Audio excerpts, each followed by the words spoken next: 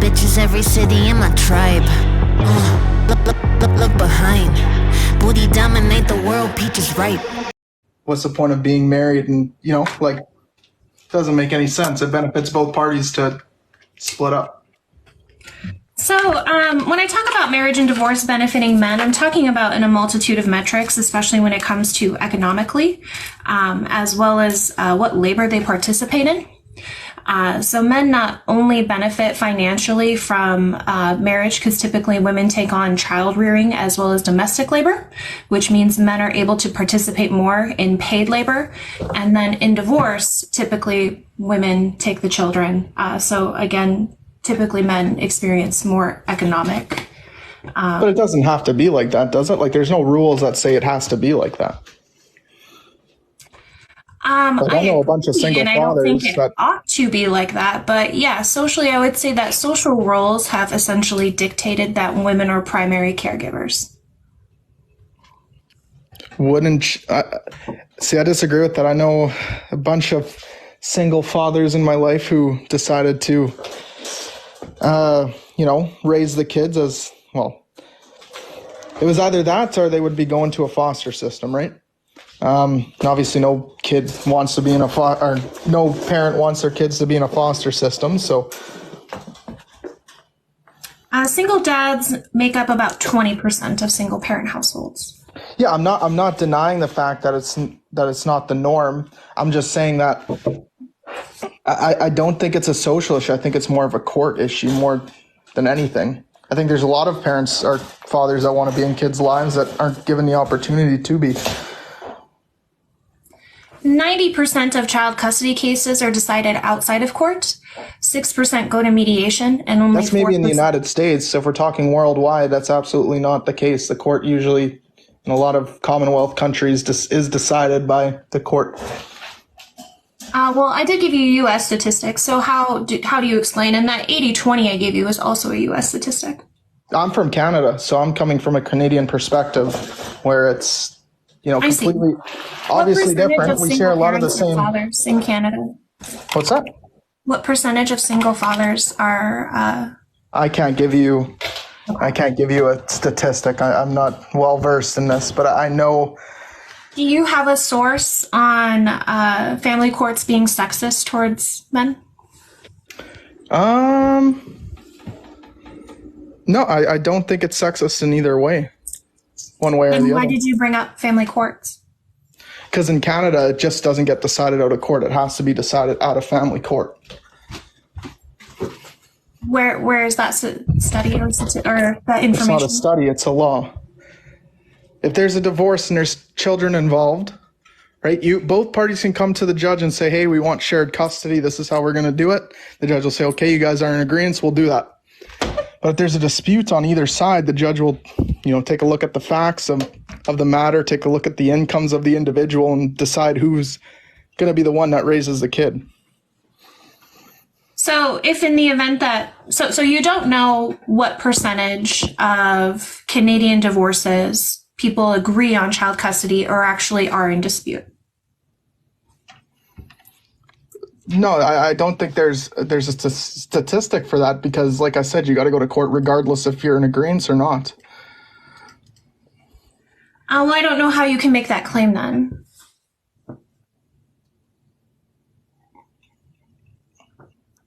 What do you mean? I've been through it. Do you think that your personal experience always reflects a generalized experience within society? Listen, when me and my wife, my ex-wife, we got split up, right? With all due respect, I'm not really interested in your anecdote. It's not you don't think lived perspectives count for anything? Not when we're talking about generalized experiences, no. It's not a general, I'm telling you what was told to me by the clerk at the court. I'm not interested in that. I'm interested in actual evidence, not just your anecdotal experience. It's not anecdotal when it's something a court clerk has said to me when I was going through the process. That's just like asking somebody, who got bombed in a country, what was it like being bombed? Well, their individual experience is completely different. is going to be the same as somebody else who got bombed in a different country. Just because it happened to one person, it doesn't mean that it's not. Because we're looking at how systems are structured and how outcomes occur. And just because you have one specific I'm trying to tell incident, you a different system. One second. Just because you have one specific incident where an outcome occurred does not mean that that is the general consensus of how outcomes happen within the legal system. You didn't listen to what I have to say. You just cut me off. I'm not interested in your anecdotal experience. I don't know how it's not anecdotal when I'm telling you what was told to me from the provincial court. Can you give me something else other than your testimony? Individual accounts? Is that what you're saying? I'm trying to give you my individual account. Some kind of law, some kind of statistic, some kind of study, something that substantiates your claim rather than your personal testimony. Again, I will say personal testimony matters quite a bit. If you don't have personal testimony, then there won't be any need for a law, because the law isn't about what happens generally. It's the certain circumstances that happen why law is created. It's to help those who are in specific circumstances. Do you think personal testimony can be biased? Yes and no. Okay, great. So the fact that there's potential for it to be biased, do you think that I can substantiate or actually verify your personal testimony? I mean, that's for you to find out. I'm letting you know what was told to me from a provincial court, a court clerk. No, it's your job to actually provide it in an actual evidence-based form, not just your personal testimony. We're not in like a scientific I'm not going around in circles. We're having a conversation. I've already established that I don't care about your personal anecdote. It's not an anecdote. I think you need to understand what an anecdote is before anything. Oh, okay. What is an anecdote? An anecdote is a completely unrelated topic to what's at hand to try to relate it to the topic. No. An anecdote is a personal experience related to an incident. We're not talking about an incident, though. We are. It wasn't an incident. I'm trying to give you. So let me go through it so you understand it's not an incident. No, I've already told you. My ex-wife and I, we wanted to do shared custody, 50-50. You see, Jesse, the end. You can go tell someone else your story.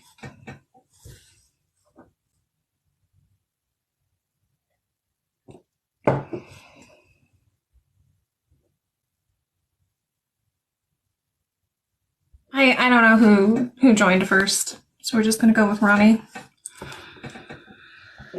I just noticed you saying that, or say that marriage divorce benefits men. I have to agree with you. So we ain't got to put up with your bullshit anymore. Sounds good.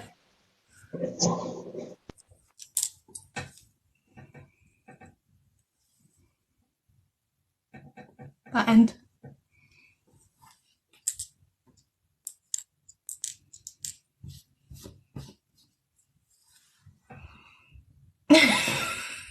It was over quickly.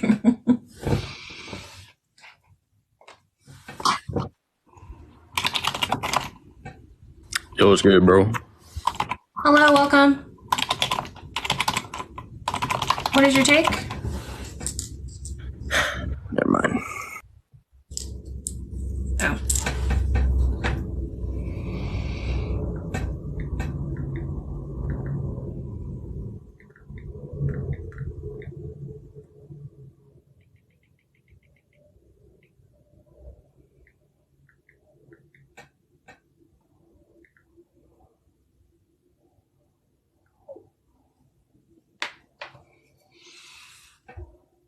You just come up here to tell me he was muted. We haven't even had 20K likes, you guys. Come on, let's do it. Let's fill it. I don't know, maybe the topics aren't engaging. Hello, welcome. Hello, hey, how's it going? Good, how are you? I'm doing okay. Thanks for having me up. So the person before the last guy, speaking about his family court experience, I think taking it a different look at it, but kind of saying the same thing, is that the studies you quoted, what are the criteria like what is that criteria based on? And I've had this debate with other people, but when you talk about how so many are settled out of court, the criteria for what settled out of court means is not simply both parties just out of nowhere basically just came to an agreement that, yes, we need to do it this way. Out of court just meant in the study that you just didn't go in front of a judge. So the court had involvement in there, but they don't count that as being involved in the court unless you go in front of a judge. So I think that we need to keep in mind that some of these studies done on the family court system specifically, if you drill down to what the criteria is that they use to make their conclusions on, I don't think we would all, in fairness, agree that those numbers are really accurate based on what the criteria is. My source is the American Bar Association. No, I know the source. I read the study, but the source of what settled out of court actually means. It doesn't mean that no agent of the court was involved in the process. It just means that they simply didn't make it in front of the judge. Right. I said 90% are settled outside of court, meaning there's no judge ruling. 6% go through mediation, and then 4% actually have a judge's ruling. Right. But not counted in that mediation is when one party goes and the other party hasn't participated. Okay. What is the argument you're making? I guess the argument I'm making is that even though the study says that, hey, this isn't bias, when you look at the criteria that they use to make the conclusions, you would say that's probably bias. And you can liken it to somebody saying something like, if you say the construction industry isn't sexist, you could do a study that says, look how few women apply for the jobs.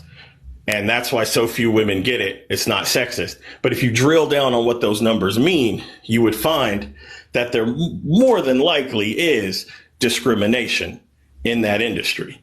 And the family court system is no different from that. And Right, simply so quoting studies of argument. no, sorry. Well, why don't you go ahead and make that argument? Pardon me? Are you saying the family court system is sexist towards men?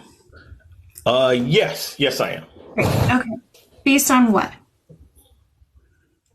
Based on the unequal outcomes of when both parents are filing for custody and the criteria with both parents' background, when you consider things like family violence, substance abuse, etc., women who are substance abusers are still more likely to get custody than men who are not. What source is that? You can look that up in I would like to know what you got that pardon from. me? I would like to know where you got that from. Oh, look up fathersrights.org.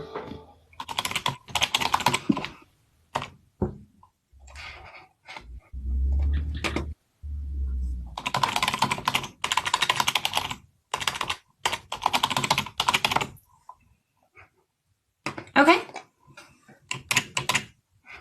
So if you go through their site, you can see that they have studies where they quote other independent studies where you're drilling down on the criteria for what those things are.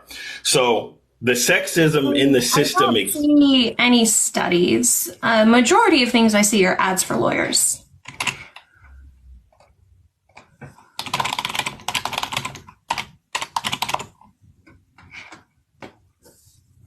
So, pardon me. Maybe I'm confused about the framework of the debate. So, should we go through each study individually to prove its validity before we debate on it? I would like to know the title of the study because fathersrights.org just looks like a big ad to me, which gives me pause in terms of like actually being a primary, secondary, or tertiary source. Fair enough. Well, in the sake of fairness, then, would you mind giving me the information to find the source of your study? And then maybe we could comb through that. I did. I gave you the sources, the American Bar Association. Okay. Let me check that out.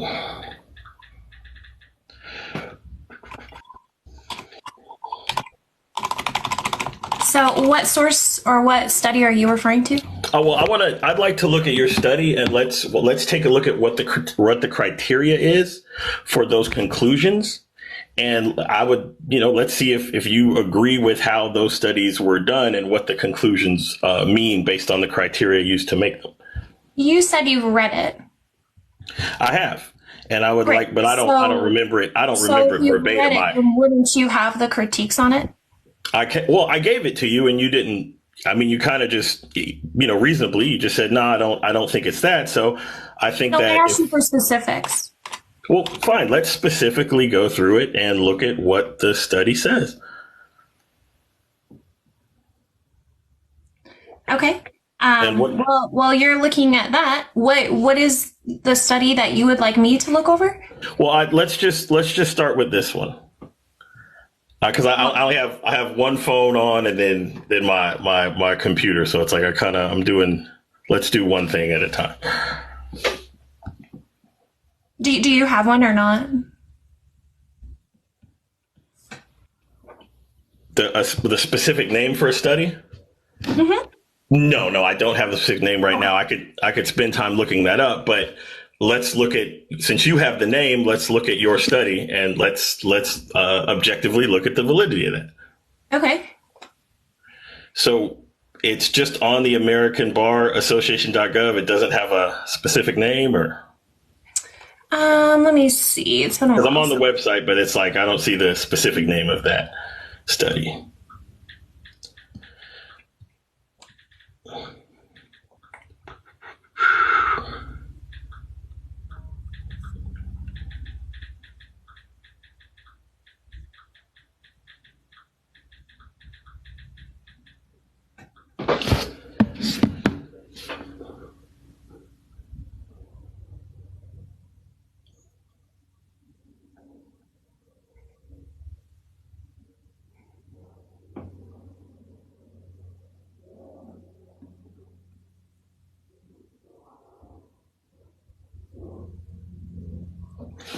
Because when you say the 90% number, the study, the data I've seen on that refers to without a judge's ruling, not completely outside of court. Right, and I did say that. I said that 90% is done outside of court with a judge's ruling, 6% is done through mediation, and then 4% actually has a judge's rule. So I did give that context. Right, but okay, then let me address that. Mediation is not the same as recommending counseling, which most courts use recommending counseling, not an outside mediator. So when someone would go through the system, a recommending counselor would try to talk to each party and give them a suggestion of what they should do. If they agree to what the recommending counselor says, that counts as getting settled out of court. But that's not mediation, and that's not really having the court not involved at all, because the recommending counselors work for the court. So when you hear that study, so I think you would have to establish that the court itself, in terms of an attitude, is biased towards men, which I would argue that essentially the court is taking control of the decision and ruling not in favor of a biased standard. So that would be your burden of proof. And allow me to try to prove that then. So in recommending counseling, it's recommended that moms get custody most of the time. So it's not the court deciding for them, true. But when they go through the recommending counseling process, the recommending counselors are recommending that it go a certain way. Number one, where is your source on that? And number two, why are they recommending women?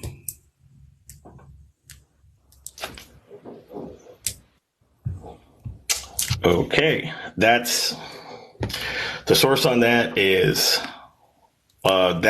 from the study done in Alameda County. God, I don't have the exact name of it, but let's just say I'm making that up then, so we don't have to argue that. Let's just say that's fake. Why do you think courts are picking women? I don't. I think ultimately when it comes to divorce, men don't necessarily want to participate in child rearing as women do. So what are you basing that on, that men don't want to parent their kids? Because number one, of outcome, and number two, because of typically how we see heterosexual relationships currently, that while male participation has increased, it has become stagnant, and that women still do have the predominant child rearing responsibilities. Okay, so then you're saying, for number one, you're using the outcome of women getting custody most of the time as proof to you that men don't want to parent as much as women do. Well, based because on women get it. The statistics that I gave you, that, yeah, it is decided outside of court, which means that men have the choice to participate or not. But if the court is biased, would you not agree that a man who would want to parent would have a tougher time getting to parent than a woman if the court was biased? You haven't established that. Pardon me? You haven't established that. Right, but you haven't established that men don't want to parent. You can't name a study where the men asked in the study say, no, I don't want to parent my kid. You're simply using the fact that women get custody more as your proof that men don't want to parent. So here, let me give you the specific here. Sorry about that. I'm kind of at bad reception. Didn't mean to yell. So men are more involved with their children than 50 years ago. Co-residential dads have tripled the amount of time they spend with their kids since 1965. 32% of fathers in the most recent census reports reported being a regular source of care for their children. So 32% of fathers. Right. So and how are they getting that in the study? Are they in the houses with the parents and the children and watching, or how did they get that information? That is obviously a qualitative survey. Well, but here's what I'm saying. Based on asking the men or asking the moms or the dads? 32% of fathers in the most recent census reported being a regular source of care of their children. Right. So we're seeing an increase based on that. So, correct. But it's still 1/3. It's still 1/3. Right. Right. Do 1/3 of men get majority custody in custody cases? I don't know the specific outcomes when it comes to like co-parenting statistics. I just know the single statistics. Right. Well, majority custody. But then we can look at that and say that if 1/3 of men report being involved more, and we can generalize and say then 1/3 of men want to be involved parents, the data doesn't show that 1/3 of men are getting majority custody in these custody cases. So I think using the outcome of a custody case to determine whether or not a certain party wants to parent isn't. 20% of single parents are men, which has increased over, like I said, the 1950s. So while it's not 1-for-1, men are getting custody as single parents. Well, those 20% doesn't necessarily mean all men who've gone through custody battles. That could mean women who didn't want to parent at all. When it comes to single parents. Right, single parents. But a single parent could mean another parent has passed away, or there's a variety of factors in single parents. So that doesn't mean all 20% went through the court system and got custody.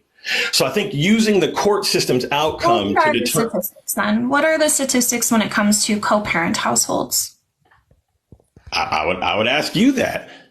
Why? Because you seem to claim that men are not being given custody. Right. So so instead of, don't want to get sidetracked on it, but what I'm saying here is that simply looking at the studies that you're looking at don't really drill down on and validate completely that there is not a bias against men in the system. It simply shows that women. I do think it does because it has gone up 16% since 1994. So wouldn't you agree that if the system was biased, it has gotten better?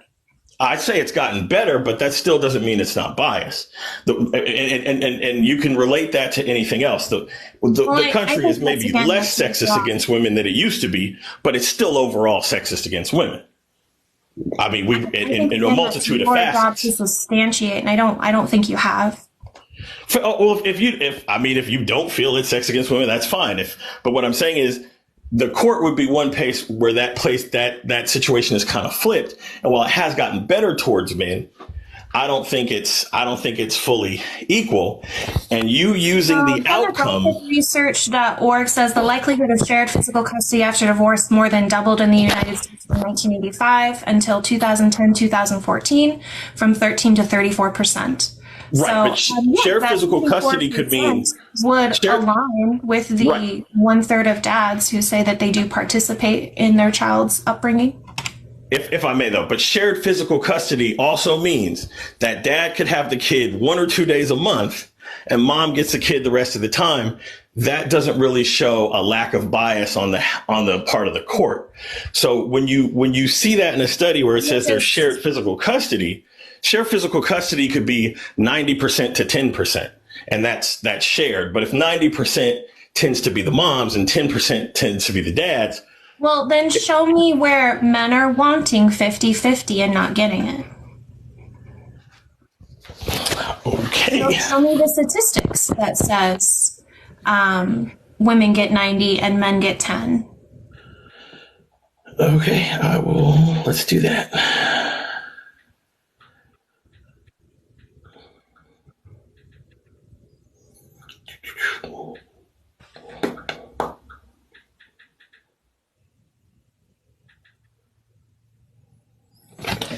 Sorry about that.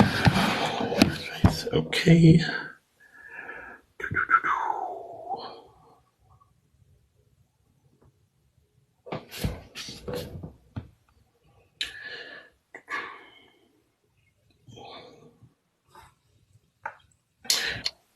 Coming.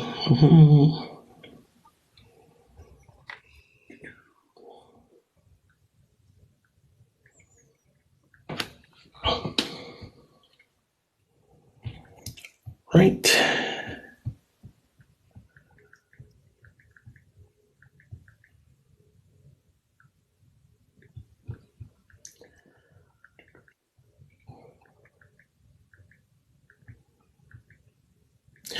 Okay, so according to a report from the Washington State Center of Court Research.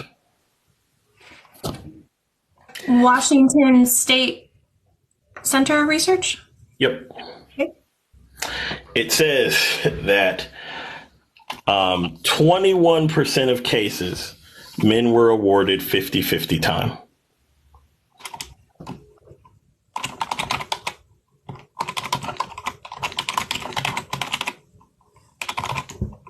Okay, what else does it say?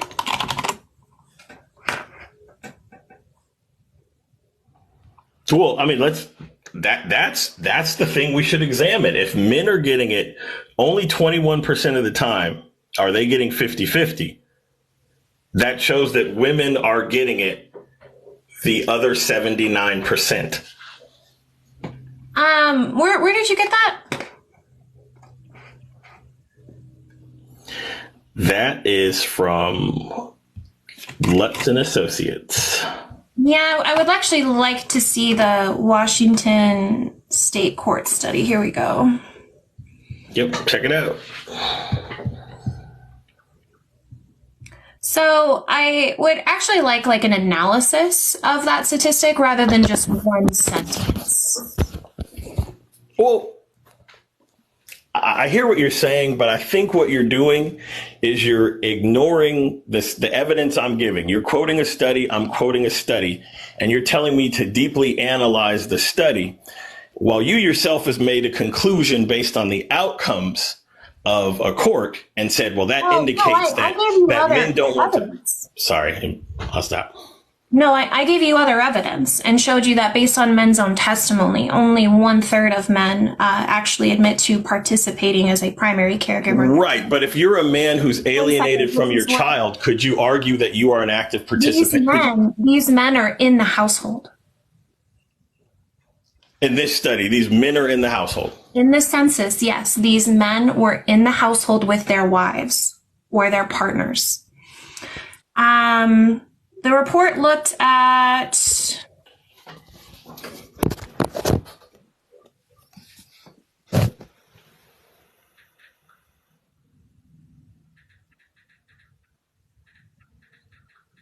The study also examined risk factors and their influence and their impact on primary custody.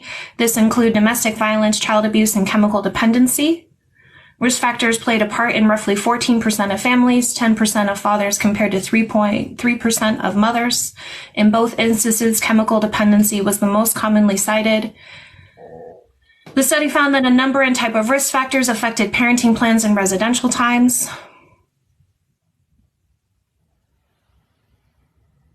The more risk factors one parent had, the less likely they would receive primary custody.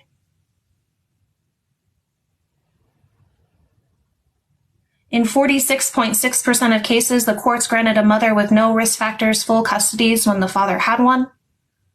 This jumped to 58.1% of cases where a father had 2 risk factors and 68% when he had 3. On the other side, fathers won full custody in 35% of cases when the mother had 1 risk factor. So let's look at that right there. Again, this bumped up to 63% and 61% for a second and third risk factor, respectively. Right. So by those numbers that you just read, and you believe in those numbers, correct? This is based on I don't think the report you gave me, but something else. But and then it also says that fathers were awarded actually at a higher percentage when there were 2 risk factors, and an almost equal percentage when there were 3 risk factors. Right. And those were a smaller percentage of the cases, though. It didn't say that.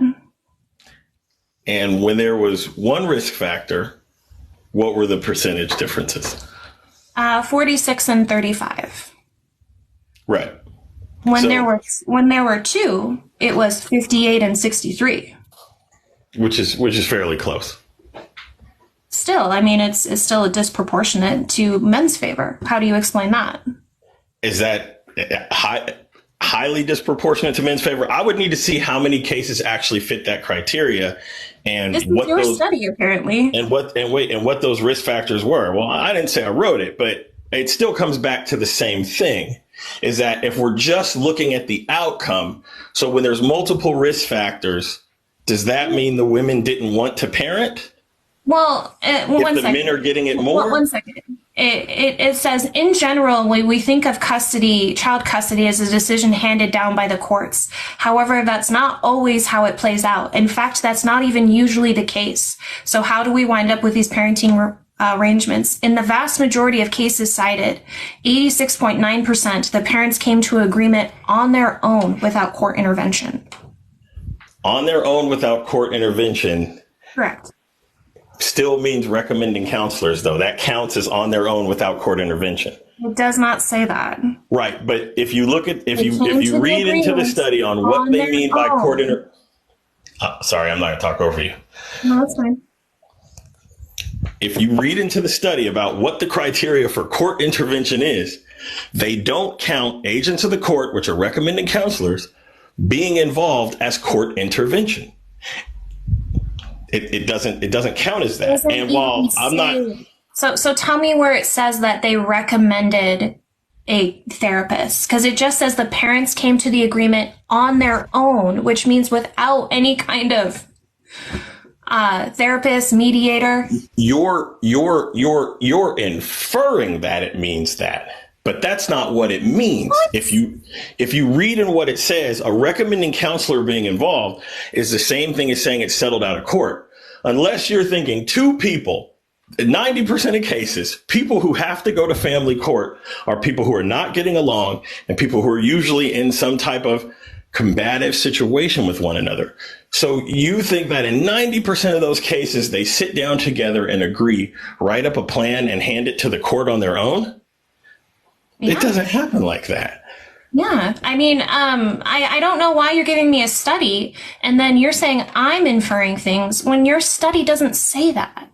But that's what I'm saying. I'm saying if we look at the criteria for the studies that you're quoting, you as a reasonable person, I think, would realize that the things you say when you say settled out of court, it doesn't mean that the court wasn't involved in any way. It says without court intervention. Right. Court intervention is the judge deciding, not a recommending counselor telling you you should do this or you should do that. Is a man obligated to take the recommendations of his counselor? No, but Right.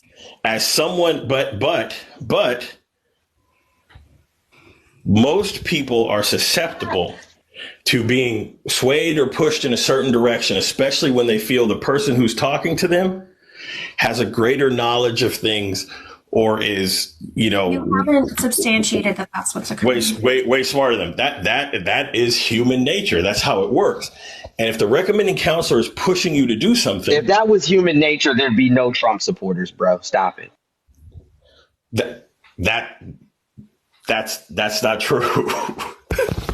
People follow that blindly because Plenty of people that are way smarter. Plenty of people that are way smarter than Trump supporters are constantly correcting Trump supporters, and they still support him. So that's a ridiculous. But the Trump supporter would need to think that the other person was smarter than them. They would need to believe that in order for that to work. I would really like to see something that proves what you're saying, that they, I don't know, that the lawyers are, specifically the husband's lawyers would be like, just don't do it, bro. Just don't take your kids. I'm not saying the husband's lawyer would say that. I've never said that once. I said the recommending counselors, they work for the court. They work for the court. So that's a misrepresentation. That says that.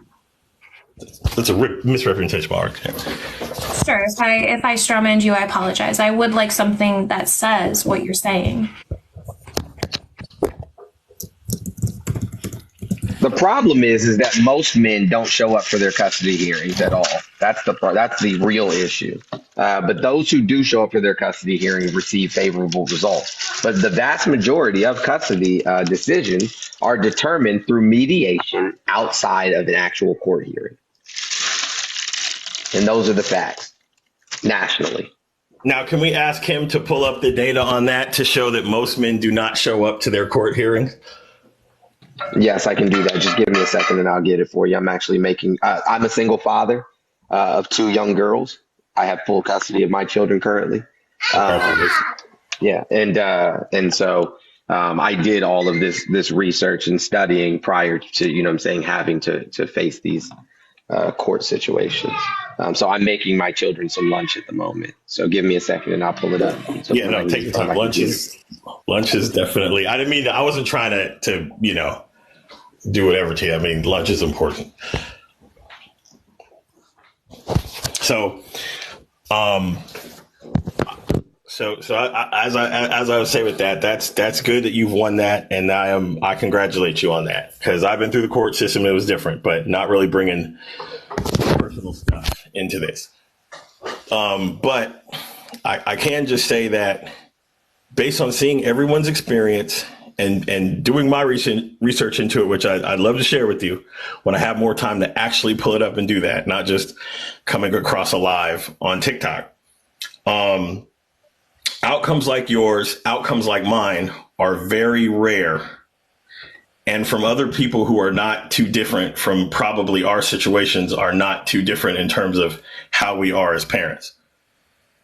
So it's just, while I got a favorable outcome, looking into it, seeing it happen with everyone else in the courtroom, and that driving me to really look into it, I can see that there is absolutely a bias in the system. And I guess I don't have all of that laid out in front of me because I'm working. Well, if men aren't truly active in their children's lives, when they are part of the marriage or the relationship and things of that nature, it would be hard pressed to get a judge, to award them custody when they showed, no ability to parent, as a sole participant while in the relationship or in the marriage. Right, but a judge in a courtroom spends they're not. Hold on a second, sweetheart. A judge in a courtroom spends 5 minutes talking to both people at most. It's really hard for a judge to truly determine. So that yes and no. Now, if you don't have representation, then I could understand, you know what I'm saying, I can understand that, you know what I'm saying, like the judge only listening to like 5 minutes from each side. But almost all states now require you to first go to mediation. Like you have to at least attempt mediation first and foremost, right? So that's the first thing. And then the mediator will talk to the judge and tell them what they come up with. Depending on, you know what I'm saying, you know, what is going on in the case itself, right? Oftentimes they'll appoint a court-appointed attorney or GAL for the child themselves, you know what I'm saying, to do an investigation, depending on, you know, like I said, the particulars of the case. Now, you also have to take into account what evidence is provided. So if the judge is looking at the evidence, they don't really need to hear much of what you have to say unless they're asking for you to supplement the evidence with your testimony. Well, it's a civil trial, so the evidence part is shaky, kind of at best. There's tons of discovery in civil trials, friend. Tons. That's true, but mostly that's done for financials, or if you allege some type of, you have to, it's serious abuse allegation or something. I was going to say, if there's history of abuse, if there's, you know what I'm saying, like spousal abuse or anything of that, yeah, there's tons of evidence in. Right, for abuse and financials. That's usually where they or like drug use, they'll tend to do that. But if someone just says, "Oh, she's an inattentive parent," there's not really a lot of looking into whether or not mom is an inattentive parent or not. And she may not be. She may be a great stellar parent, but dad could go in court and just say that, and there's no real penalty for lying in that because it's a civil matter. And that's part of the problem with the family court system, is that there really isn't a huge burden of proof in family court. It's kind of just quick and it rushes through. So when you think about the recommending counselor piece, as you know, people call mediators, but it's really technically a recommending counselor. It's like those people are not without their own biases. There's no real standard for their job. Mm-hmm. And so there's no one to hold them accountable. So we can say that, oh, you know, you have to present the evidence, you have to do whatever, but who holds anyone in court accountable? And you, someone who's been through court, who really held anything you said in your trial accountable? Who really dug into it with a fine-tooth comb? The court-appointed attorney. The court-appointed attorney, well, then that was probably for the children. The attorney for the children. Right. Well, but that would have to be on some serious allegations, not simply saying I'm a better parent than her, or she's a better parent than me, or whatever. Well, so no one's tons of evidence. I'm gonna get it. Tons of evidence had to be, you know what I'm saying, presented. Hold on one second. 91% of cases on a national level, this is according to Pew Research, 91% of cases are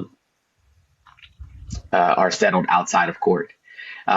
Single fathers, and this is according to Pew Research Center. I can give you the article.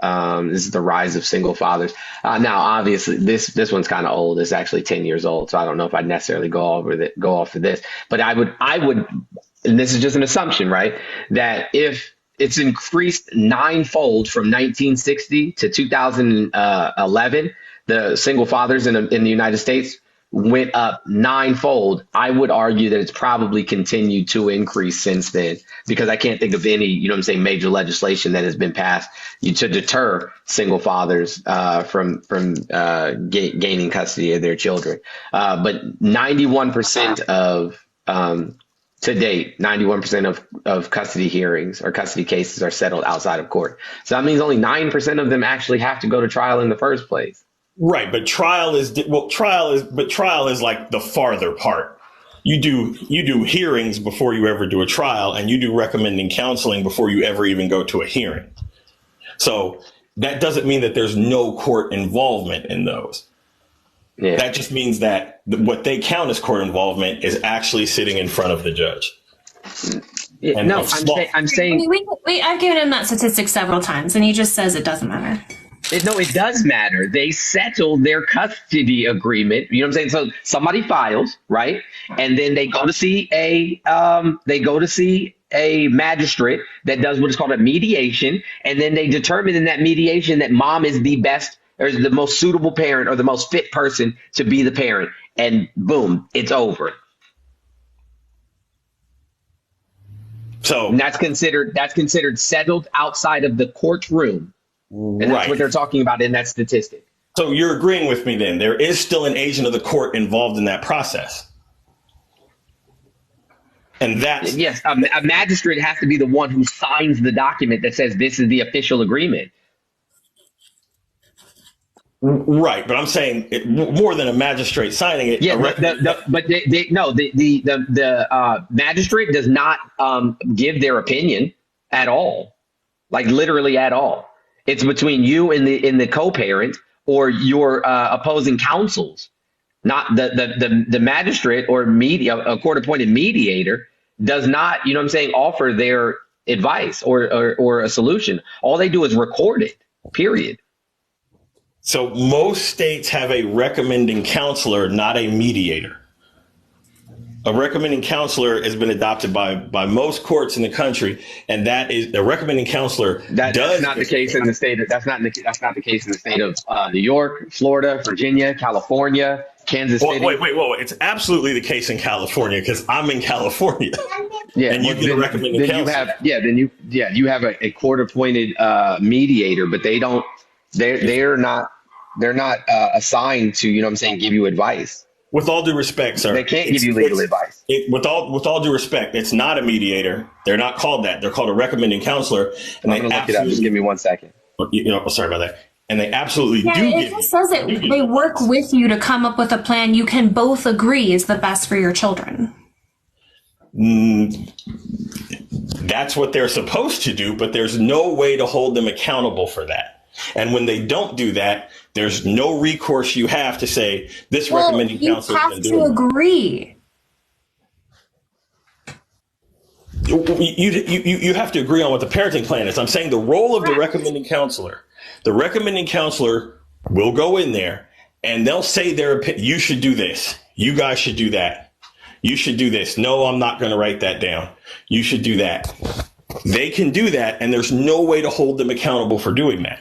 Then you don't agree to the parenting plan.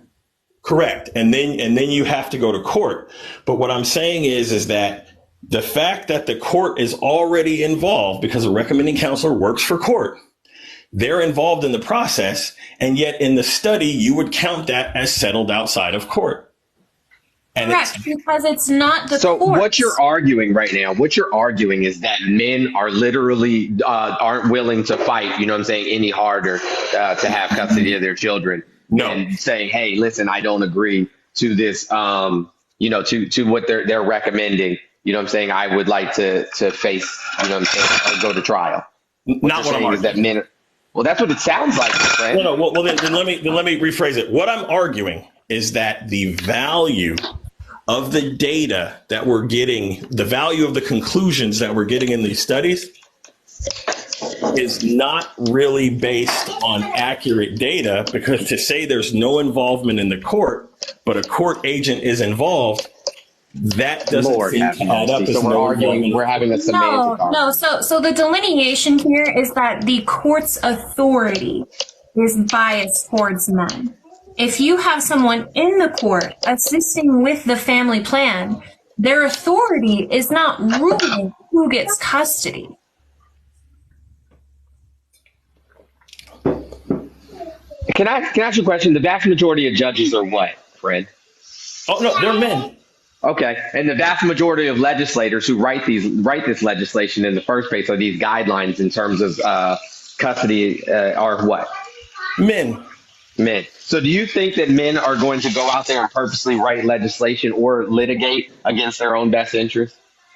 They're not going against their best interest. They're doing against other men, and men do. Honestly, so you think, hold on, you think no judges, no attorneys, no legislatures have families or children or are worried about getting divorced? That's not what I'm saying, sir. What I'm saying is that the men who run society. You know what Occam's razor is? Sir, if I may finish. Yeah, Occam's razor is. The men who run society all the time make legislation and rules that are bad for other men. They do it as bad for women too. But they do it as bad for men too. So the fact that all of the people who sit at the top of the court are men. Name something else if you don't mind. Doesn't necessarily mean that the court isn't biased against men just because men run it. Men run the criminal justice system, and the criminal justice system is biased against a certain group of men. That happens. So men can do horrible things to men. So just because men are there doesn't mean that it can't be biased. 30% of the single fathers in the United States are black. Just thought you should know that. I mean, that's fine. But black fathers statistically are more involved in their children's lives than other demographics. I'm a black father, and I believe that is true. But what I'm saying is men. So I mean, your argument kind of, you know what I'm saying, in this regards, in terms of family court, kind of falls flat on its face. I mean, do you think that black women have better outcomes, you know what I'm saying, with the court system than men do? I would argue that that's not the case. I would say black women are more likely to get custody than black men only if those black men do one of two things: don't show up to court, or agree with you know what I'm saying, agree through mediation or outside of mediation to give the mom custody of the kids. Those are the cases in which that happens. Yeah, but if they showed up to court, or if they, you know what I'm saying, showed up to mediation, or if they petitioned, you know what I'm saying, for 50-50 or full custody, there's a good chance that they'll get black fathers are lazy, and that's why they only get it at 30%. I hear what you're saying. I didn't say anything like that. That's essentially what you're saying. You're saying they do not show up and they don't do it. I never said that at all. That's just what you said right now. You said that this marriage outcome. That's not nearly what I said.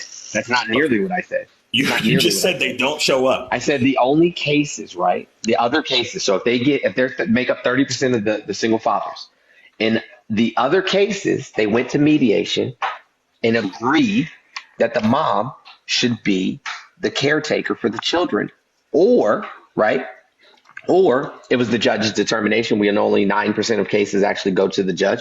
And so they're one of those people who just didn't get the outcome they wanted, or they didn't show up.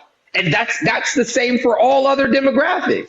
So for you to assert that I'm saying anybody is lazy is absurd, Fred. Like that literally is conjecture. You just weren't listening. One of the two. That must be it. That must be it. I can't. I mean, that's fine. But yeah, you know what? You're probably right. Probably. Yeah, okay. But my point was more so specifically, if you look at the studies, what they use to make it up isn't always what it sounds like it's cracked up to be. And it doesn't show that there's no bias. And I think using the outcomes to say simply that men don't want to parent is not valid. But it's men's testimony as well. Okay. Because I told you that if men wanted to parent, right? If men wanted to parent, they would not, you know what I'm saying, go into mediation and say, hey, I think she should have the kids. They would go into mediation and say, hey, I want the children. And if the mediator said no, you know what I'm saying, like or whoever you're claiming says no, you know what I'm saying, I think that it should be this way and the third, then they would take it to court if they wanted to parent. There's not a single thing, you know what I'm saying, on the face of this earth that would have me not fight to the literal death for, you know what I'm saying, my children. No. I get it. And that's the difference between me and you. You see your thing as super, like you're somehow super unstoppable and you have your outcome because nobody wanted to do what you want to do. And I know that I got my outcome because I had to fight tooth and nail, and I could completely understand how other people. Isn't that what I just said? Hold on, sir. I can completely understand how other people could want it just as much as me, but they may not be lucky enough to have the resources, the time, I don't give type of I don't give employment. a damn about the resources. Okay, No, you have you make to time. keep talking over me, and that's You make okay. time. You make time And- because all I hear is excuses. All I hear is, you know what I'm and there saying? you A go. bunch You're of saying what? I'm making excuses when I'm showing empathy for people who may not be as lucky as me, and that's okay. You don't have to have that empathy, and that's fine, Well, women who do and not that's have cool. But access all I'm to saying is that you're not showing it's not bias. You're showing you got an outcome. Because And it's you're not saying biased. because you got the data doesn't show outcome, that it's anyone biased. who doesn't get your outcome somehow didn't want it as much as you. That's not what I said. So And you don't wouldn't know apply anything that. Wait, you wouldn't apply that. You don't to know anything about me. I else have a in the child. world. I have a child. You would not I have apply a that to child. any other standard in our society. Child. I All have right, a child. I really who I want to don't get move to on see. from this topic. I think No, we're I'm gonna let it go. I'll step down, and thank you for having me up, and Yeah, I thank you. appreciate that.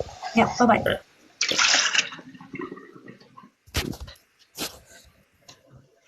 Like, bro, why he keep trying to, you know what I'm saying, like, impose, you know what I'm saying, arguments on me that I didn't make? I don't know. I think this was very much like a personal topic for him. Right. I mean, I have a child, you know what I'm saying, that I did not get favorable outcomes, you know what I'm saying, in terms of custody. I mean, that child is now, you know, grown, but nonetheless, I mean, you know what I'm saying, I've been on both sides of the fence. But I can say that, you know what I'm saying, like, there's things that I didn't know then because I was much younger that I do know now. Yeah, I think there just wasn't a lot of support that the mediator or the family counselor essentially had the authority to rule on who gets custody. They do not have the authority to rule. I did find a statistic that said nearly 40% of custodial fathers have a joint custody agreement with the mother. Correct. Whenever I brought up joint custody, he essentially said it wasn't a 50-50, which I feel like is what joint is. Well, so they could be different. You know what I'm saying? There's different levels of joint custody. Like you can have joint physical custody of the child, or you can have joint legal custody of the child. Now, joint legal custody means you get to make, or that you both make legal determinations for the child. You know what I'm saying? Like where do they go to school, their religion, how their health care, things of that nature. And joint physical just means where they reside. So some parents have both have joint physical custody or residential custody, but they do not have joint legal custody. So that means mom and dad share, you know what I'm saying, split time between households. But the only one of them gets to make the final say in terms of, you know, medical decisions or where they go to school or, you know, religious leanings and things of that nature. So that's the difference. But, you know what I'm saying? Like a lot of states, especially over the last 3 years, have moved to 50-50 requirements. Like the state of Florida is a default 50-50 state. The state of Virginia is a default 50-50 state. Hello, welcome. I'm sorry, did you say something? Yeah, I said welcome. Oh, thank you. I just have a question about one of the topics. Yeah. I was just wondering, what's the difference between pro-choice and pro-abortion?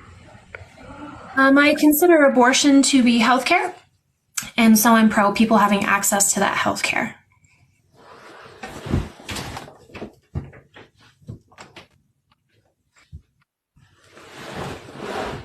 Okay, thank you. I agree.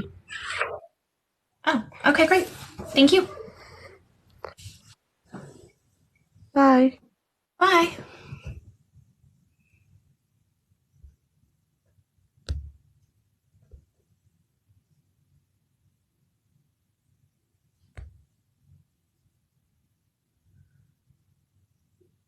Dubs. Let's see here.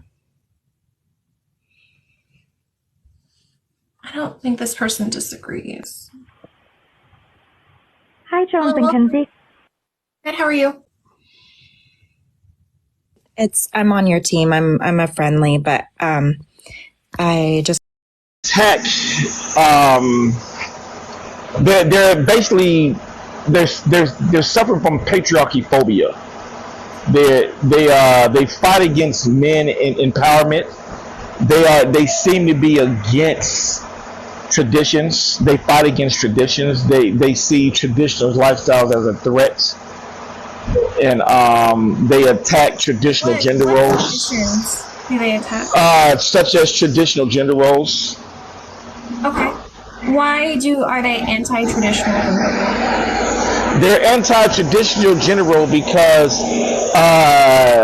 they suffer from patriarchy phobia. They are irrationally afraid because in traditional gender roles, the women are typically the stay-at-home moms, and the man typically brings home the bacon. I see. And so they traditional gender roles put men in a dominant position and women in a submissive position. Well, traditional gender roles are ultimately better for it put women in a position that they're naturally good at, and it put men in a position where they're dominant. Yes. Do traditional gender roles, if we're going to talk about within heterosexual relationships? Well, anytime. A lot of people are complaining about your mic. I don't know if. Okay, it's just loud. Well, Yeah, he's just eating that joint. Your voice is kind of throwing that mic. All right. Lots of people.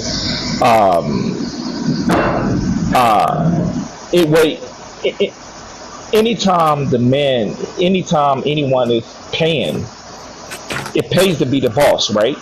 So the boss is usually in charge. I just want to establish that you and I agree on some basic definitions and ideas. So I'm trying to give you questions that essentially exclude the middle and are yes or no. Would you agree that traditional gender roles support male dominance and female submission? Well, you're spewing no, because that's an interrogation fallacy. Because in many cases, an answer is a question. What fallacy, Frank? It's an interrogation. That's an interrogation. That's an interrogation fallacy because It's not a thing. Yes, it is a thing. Okay, what does it mean? It means when you ask a question, a question could require a divided answer, and so if the question requires two answers, then by you telling me you must use yes or no when the question in fact requires two answers, that's an interrogation fallacy. See, I'm smarter than you thought, so you got to use your brain for me. You got to think more. I'm excited. So Okay. Then tell me, do you agree that traditional gender roles are around the idea of male domination and female submission? No, it's not around the idea. No, it's not. It's not. No, it's not. What is the patriarchy? The patriarchy is a male ruling society. So that's not male domination and female submission? Well, a male ruling society means that the men are usually in control, are the rulers. Right, so it would be male dominated. Well, okay, so it would require female submission, right? Well, as far as traditional gender roles, it's an agreed lifestyle. They come to an agreement on a lifestyle.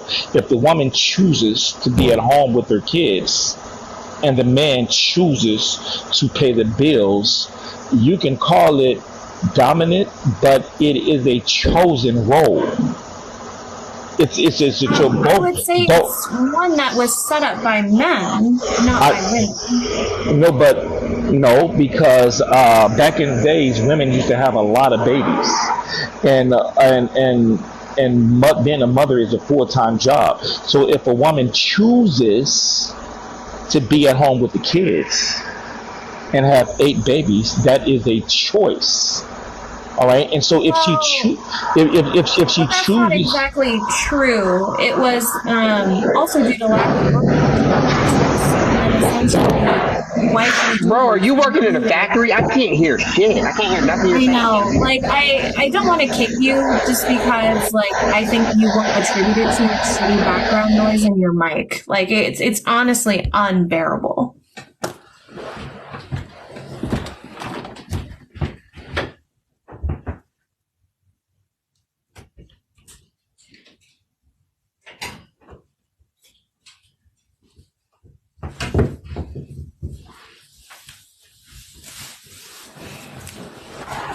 All right, is this better now? Is this a little better? A little bit, yeah. All Oh, right, I'm and saying no. they just want me to stop because they know I'm going to win the argument. I really enjoy men's false confidence. Very enjoyable for me. So my You point do agree is, that it is male domination and female submission. no, gender roles is more of a choice. Like a woman could, even before she meets a man, she could say, I want to take care of my kids. I want a family and I want to have kids and take care of my kids. If this is what she wants to do, having a man to pay all the bills is allowing her to do what she wants to, is giving her the privilege to do what she wants. If she wants to do this, and the man is providing the seed to have the kids, and the man is providing the family, she's simply getting what she wants. This is what she wants. So I would actually argue that like second wave feminism was actually bore out of the idea of the nuclear family, where we have a breadwinning father and a stay-at-home mother, because women were often subjected to domestic violence and didn't have a lot of choice within the relationship because men held all the cards when it came to financial security. Even like women's prescriptive role of being like a miss or a missus was essentially a title to show like who owned her. Was it either her father or her husband? So I would actually argue that feminism was bore out of women not being subjugated to their husband's authority. You are using. It seems like women actually don't want to be dependent on men for. Here's 2 points. You're using the worst case scenario, the worst possible case scenario to describe this. That's a fallacy. I would argue that it's not the worst case scenario. The reason I would argue it's not the worst case scenario is because we can look at women self-unaliving rates prior to the issuance of no fault divorce. So prior to women being able to get a divorce for any reason, and then afterwards there was a 40% decrease in women unaliving themselves. So I would argue that they didn't want to be in these situations. They had no choice. They couldn't have a credit card, couldn't apply for a car loan, couldn't have a mortgage, couldn't have their own bank account, could barely work. So they were prisoners. That's slavery, fam. All right, hey, sir. So you're saying that you can mind read millions of women, and you know exactly what they were thinking, and you know exactly There wouldn't have been a suffrage movement. Sir, may I finish my Feminism wouldn't exist. may I finish my argument, please? May I finish my claim? I understand I'm going to win the argument, but let me debunk your claim in peace. May I debunk your claim without interruption, please? Okay, so what I'm saying is, for you to say every single woman did not want to be a housewife. Okay, first of all, that is a lie. You are trying to mind sir. All right, so you said none of them wanted to be housewives and they were all forced. That is a lie. You are appealing to the worst case scenario. Well, if you want to do that, I can appeal to the best case. So I can appeal to the best case scenario, and I can say they dreamed of being a housewife. That was their dream, and they loved it, and they continuously had babies, and they couldn't wait to start a family.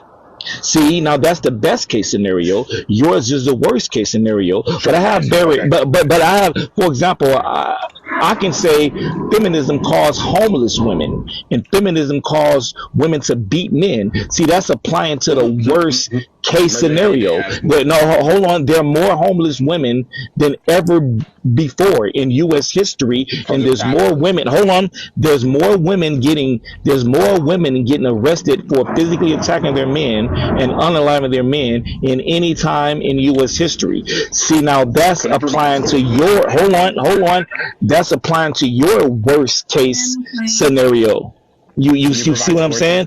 So we can both play these games. So do you have sources for yours, sir? Do you have so you have sources that all women that were housewives did not want to be housewives? Oh, sir. You said they all did not want to be housewives. Wait, didn't I let him fit? Didn't I let him talk? And you let Jones respond. Okay, and honestly, your mic really sucks. Terrible. He's got a Samsung phone. It's probably an Obama phone. He sounds like a brokey. Anyway, I never said all. That's a weird assertion. I literally never said all. What I said is that the overall self-unaliving rate went down after women were allowed to get a divorce without having to, spend copious amounts of money or come up with, like proof that she deserved one. So no fault divorce lowered the unaliving rate of women. But if all of these women were so excited and so happy about being under these traditional, gender roles and things of that nature, why the fuck was there a feminist movement in the first place? That's easy to explain. So you want me to answer that question? There was a feminist movement because in each society, there will always be radicals. Okay. And these women were the radicals, right? And they did exactly what some women are doing today, insulted other women into submission. I'm sure you heard of the term barefooted and pregnant.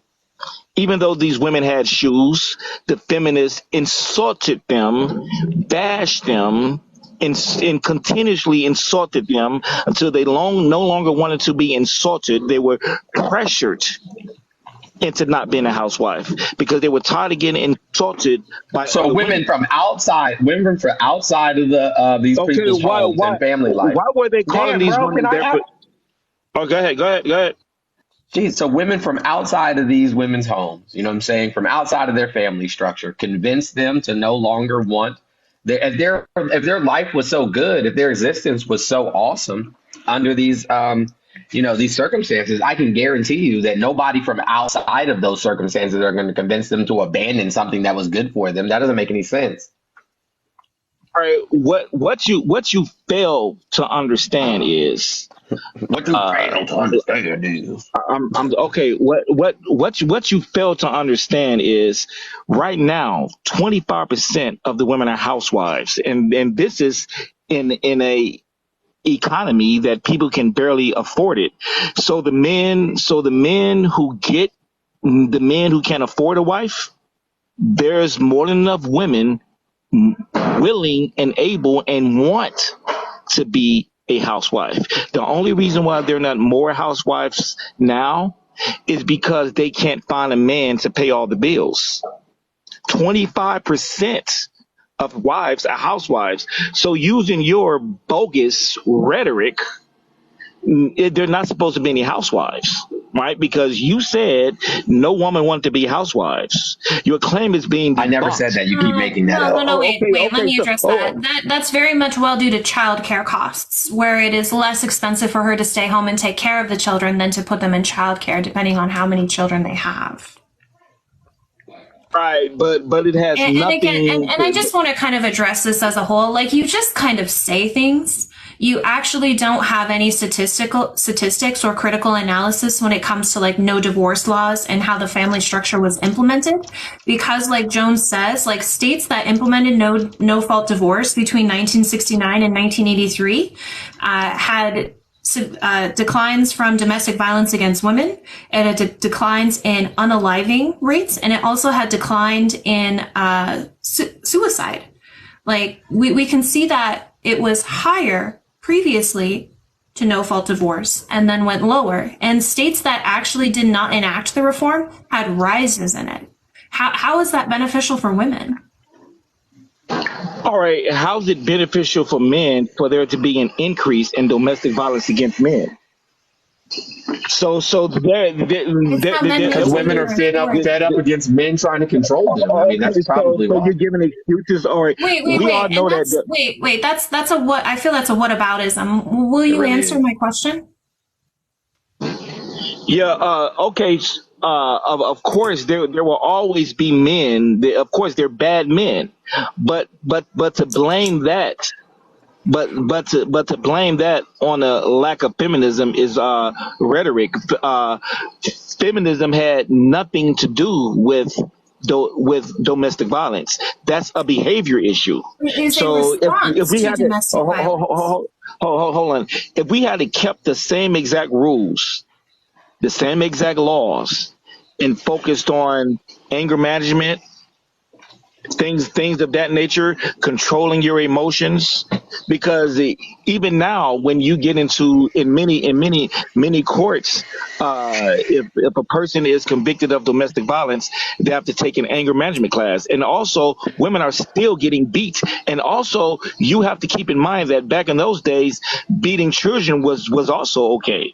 So in general, Americans were more likely to use violence for all kind of stuff. They used to be able to beat kids in school. They used to be able to hit kids on the butt with a paddle.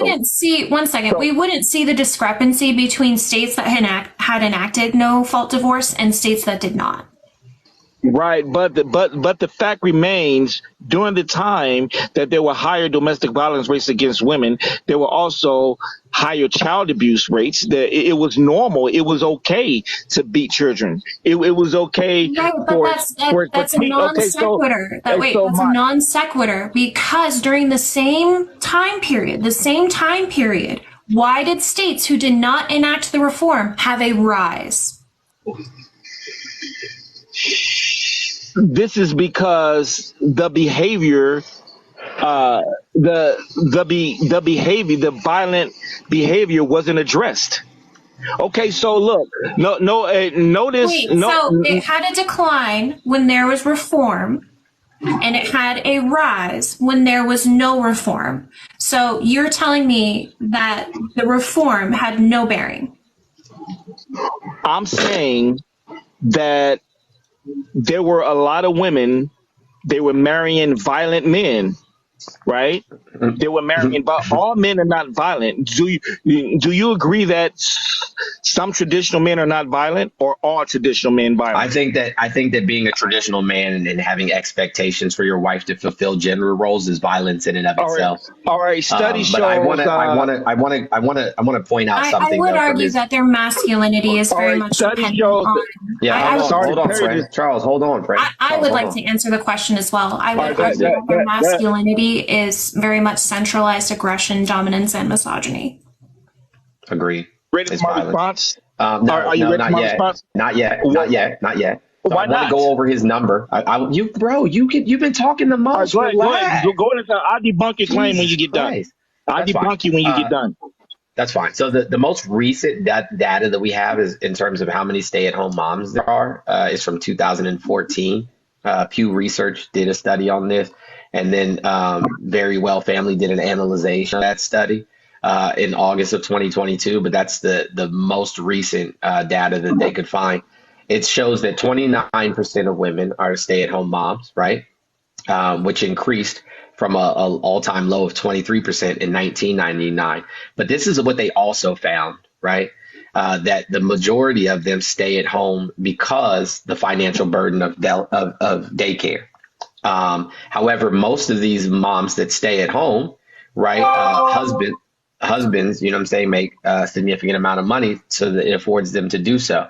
But they also found that these women, they did a Gallup poll of 60,000 women. And they said that these women found more negative feelings about staying at home than positive ones, that they had social isolation, that they were sad, depressed, felt like their lives were unfulfilled. So, yeah, I would say that it's probably not good for them. All right, it's my turn to respond. Are you ready? Because I need you to brace yourself Yeah, I'm because very ready. I'm your gonna your write claims it your down. claims about to be debunked. Are you ready? Debunked. Yeah, Are you puff that ready? chest up. Are you ready? All right. Okay. First of all, as far as traditional men being violent, don't you thought I forgot about that one, didn't you? Study shows unemployed men are the one of the most likely to physically abuse women. Unemployed men are not traditional men because they're unemployed, right? Second, alcoholism. Alcoholism is another one, right? When men drink alcohol on a regular basis, they're more likely to get drunk and beat Wait, their women. where is your source that unemployed men are not traditional men? Well, you know what? If a man has a stay-at-home wife, it means he's paying all the bills. And also, a study by the American Psychology Association shows traditional men tend to make more money than men who are not traditional. And guess what else a study shows? The American Psychological A study that Association makes source you her. made up. May I finish, please? May I finish? And also, people living in poverty are more likely to engage in domestic violence, and unmarried people are more likely to engage in domestic violence. So that's unmarried, that's not traditional, right? Poverty, not traditional. Okay, unemployed, not traditional. Traditional men are not into drinking alcohol, but all the men who are more likely to beat the women are not traditional. Now let's talk about happiness versus unhappiness. What makes a person happy depends on their value system. What they find important determines what makes them happy. Like, for example, if they're raised to believe working and throwing your kids in daycare, if they're raised to believe that that is a sign of success, then they're going to feel unsuccessful if they're not throwing their kids in daycare and abandoning their children. Right? Okay, We are living in a society to where they are stigmatized for doing what's best for their children. By the way, studies show stay-at-home moms married to well-off men produce the best results for the children. and the worst results for themselves. I already discussed that. Okay, The so American Psychological Association. wait. Listen, I want to read part. Wait, Charles, you did say a lot of points. Let's Yeah. not rattle So- off 90 points and then think Right. we can go back. So as of 2009, the APA report says traditional masculinity is psychologically harmful and warns against, you know what I'm saying, these traditional ideologies in terms of masculinity or being a traditional man. There's an entire report on it. APA issues first ever guidelines for practices with men and boys. And it says that for decades, psychology focused on particularly white men to the exclusion of all others, and men still dominate professionally and politically. But anyways, it literally goes on. Men commit 90% of unalivings. They represent 77% of unaliving victims. They're the demographic most at risk of being victimized by violent crime. They're 3.5 times more likely to unalive themselves. Their life expectancy is 4.9 years shorter than women. And this is talking about all of the things that what patriarchy and traditional masculinity do to men. I wouldn't say that these are benefits. Study shows men who are abused as children are more likely to grow up to abuse others. And Bro, in this case, that's a non sequitur again. That has nothing to do with what you were just talking about. What I was just talking about. May I finish my claim, please? Can you stay on one thing at a time, though? What? Listen. We're talking about feminism, right? And I'm gonna show you how feminism contributes to crime. Oh, Jesus Christ. All right, feminists are more likely to lead to single parenting, right? And for example, for what? Hold on. Wait. Answer my question. Why? Why? Yeah. Because feminism promotes individualism, and patriarchy promotes collectivism. No, it's You the are an opposite. individual. It's the opposite. May I It's finish entirely the may I opposite. finish my claim? I understand my argument is strong, but No, let it's me not debunk strong. it. No, No, look, no, look, you're just look, loud and Charles, rude. one Let me second, finish my claim, Charles, one please. second. May I finish my sentence, Your please? chest puffing, it does nothing for me. Like I you know, can but may I kind of finish my people who claim, say please? like I am the best, my argument is so All right, strong. may I finish my claim, please? No. Wait, one I second. can't finish my claim. No, you don't act like you're not given the space to speak. You very much are. I think it's just very difficult to kind of have a productive conversation because you kind of go all over the place and then make assertions and we don't get to address them. So, no, I would argue that patriarchy is not about collectivism. It's about male domination. If we're going to look at systems that the patriarchy has put in place, capitalism being the most predominant, I would argue that that's a system of individualism. If we're going to say that feminism, more women who have feministic views are going to be single mothers, it's because they won't stay in abusive and harmful relationships. They are also more likely to have babies out of wedlock. They're also more likely to get ran through, increase their body count, and having babies out of wedlock is one of the number one reasons why they become single moms, and which increases the crime in the first place. You're losing the argument, but I'll stop saying it if it makes you feel good. Okay, you can say I'm losing the argument. Fine. If that makes you feel like your dick is bigger, I don't care. Can you tell me what source you got that from? Where all those claims. All right, right after the feminist movement, right when the second wave, not first wave. I want a source. All right, a source that what? What source do you want? That feminism has increased the rate of single motherhood, which has led women to have more babies. More ran through, which has led to crime. All right. These take several different sources because the information. Oh, okay. So we all know that feminism promoted women's liberation movement, right? No. I want the sources. Okay. So no, ma'am. Tell me the sources. Okay. So you're saying that the women's liberation movement doesn't. So you need a source for that. You were removed for violating community guidelines. That's weird. I don't think it's weird at all. Like, my bro's just saying shit. Like, Yappington. Like, that was crazy. Like, my man would make a point. I would debunk the point. And he was like, you know what? I'm not going to even address the fact that you debunked the point. I'm just going to talk about something else. He reminded me of Mr. Thomas. Right. Debunked. Debunked. I got the strongest arguments. Those arguments were tired, dumpster juice arguments. So funny. I was honestly so amused.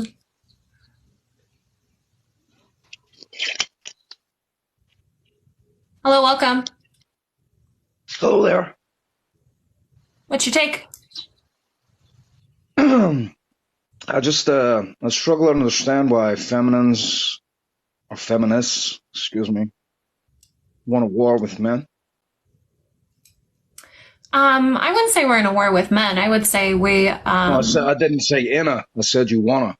Oh, I don't think we want a war with men. I would say that we recognize the systems. What? So why be a feminist if you don't want a war with men? Well, I was explaining that. If you want to listen. Sorry for I apologize. Okay. So I would argue that feminism is a critique of certain systems in place that are either oppressive, exploitative, or subjugate women, and we don't want that. And what's your source? Systems. Hey, listen. Hey, Kinsey, I can tell you. So, like, guys, I've got nothing against feminism, and I'm only trying to ride you up here. I got nothing against feminism.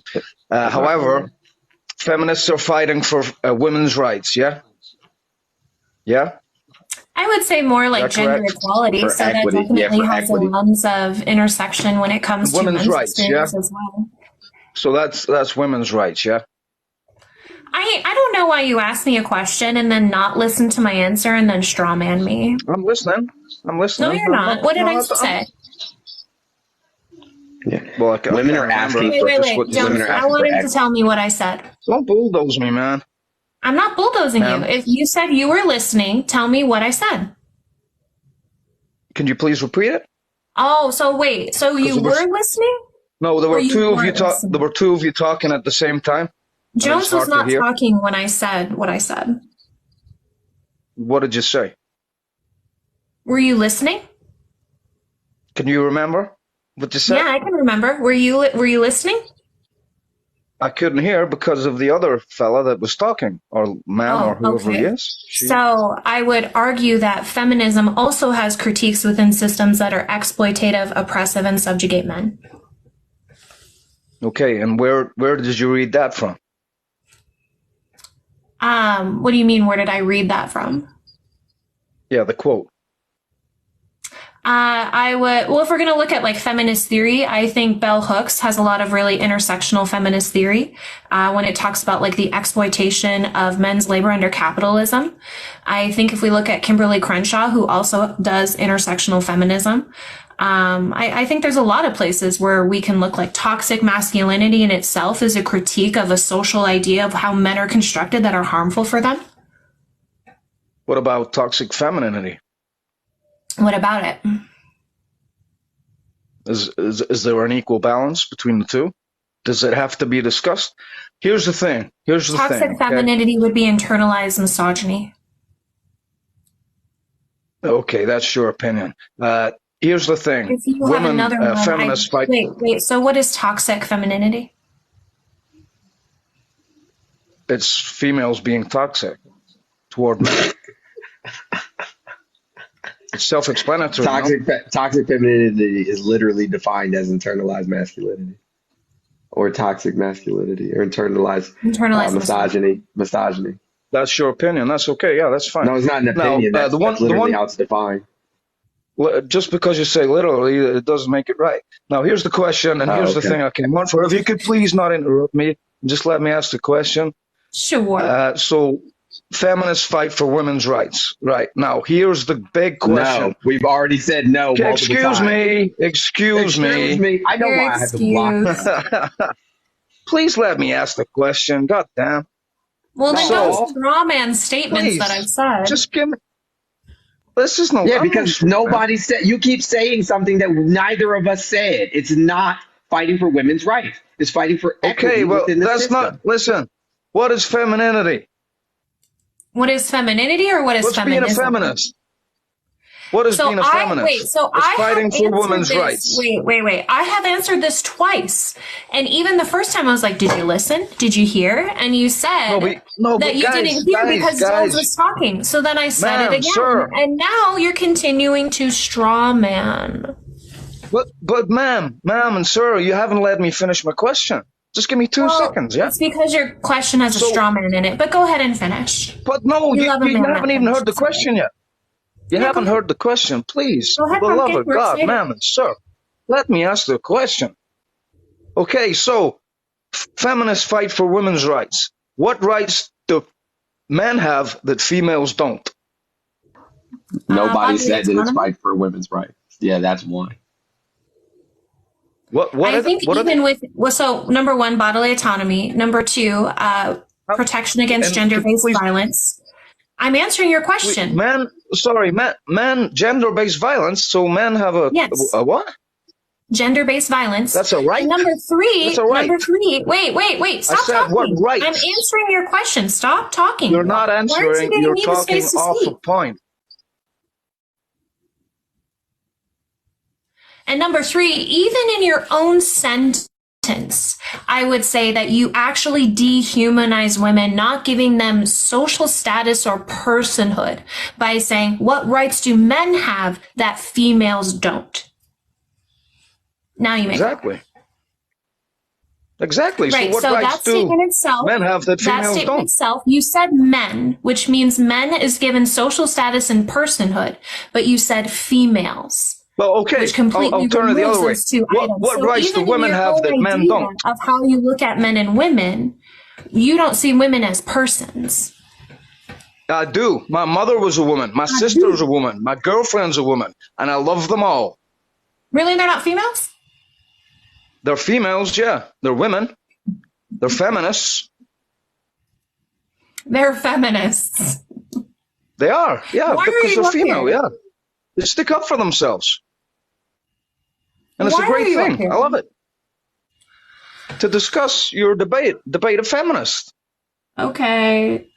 What's your Why are you up counter? here? What's my what, sorry? What is your counter? My counter is that I speak to my mother, my sister, my girlfriend about feminism, and they all say, shit, we're just being females. We're just girls. You have the same, they have probably more rights than we do, than guys do, and that's fine. So What love them rights all. is that? Don't argue about it. They don't wave big flags. They're feminists, but they don't come on What TikTok and wave big rights flags. is that? So just stop trying to stir the natural momentum of male versus female. Thank you. Have a great evening. All right. Owned. Tell me you got a small dick without telling me you got a small dick. He definitely doesn't have a girlfriend. But what was I about to tell you? I have him blocked. I don't know why. I don't know if probably one of my mods blocked him, but nonetheless, he's blocked for good reason.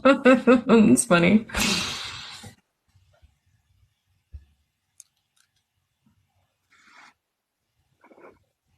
Hello? Hello, welcome. Hi. Hi. I'm a woman, so I am a feminist. I just had a question. Sure. About the purity culture are harmful. Yeah. Can you explain to me what you would mean by purity before I go into it so I understand? Yeah, that essentially your body is either impure or tainted if you engage in premarital sex. Oh, she was talking about bodies. Sure. Oh, well, okay, then I understand. I thought it was more how can I say it? When people talk about purity, maybe people who don't maybe want to sleep around or all this kind of stuff, and people will call them pure or something, and all that kind of stuff. Okay. Is that what you mean? Purity culture is regarding abstinence till marriage. And that sex should only be done in the confines of marriage. Oh, okay. Now I understand. Okay. So, the thing is that with me, I don't think I can understand how it's harmful if you're forced to it, to don't be with somebody before marriage. But otherwise, I don't think it's harmful, really. I mean, me myself. So I'm a Christian, and I don't have a problem with waiting to marriage. And is that wrong? Is that harmful? Why are you waiting till marriage? Because for me, it's more how I see it is when you are with somebody and you do it with them when you're married, it's because it's a lot of things about what is the other word for sex? Intercourse? Can I say something else? Intercourse, okay, so you don't get banned.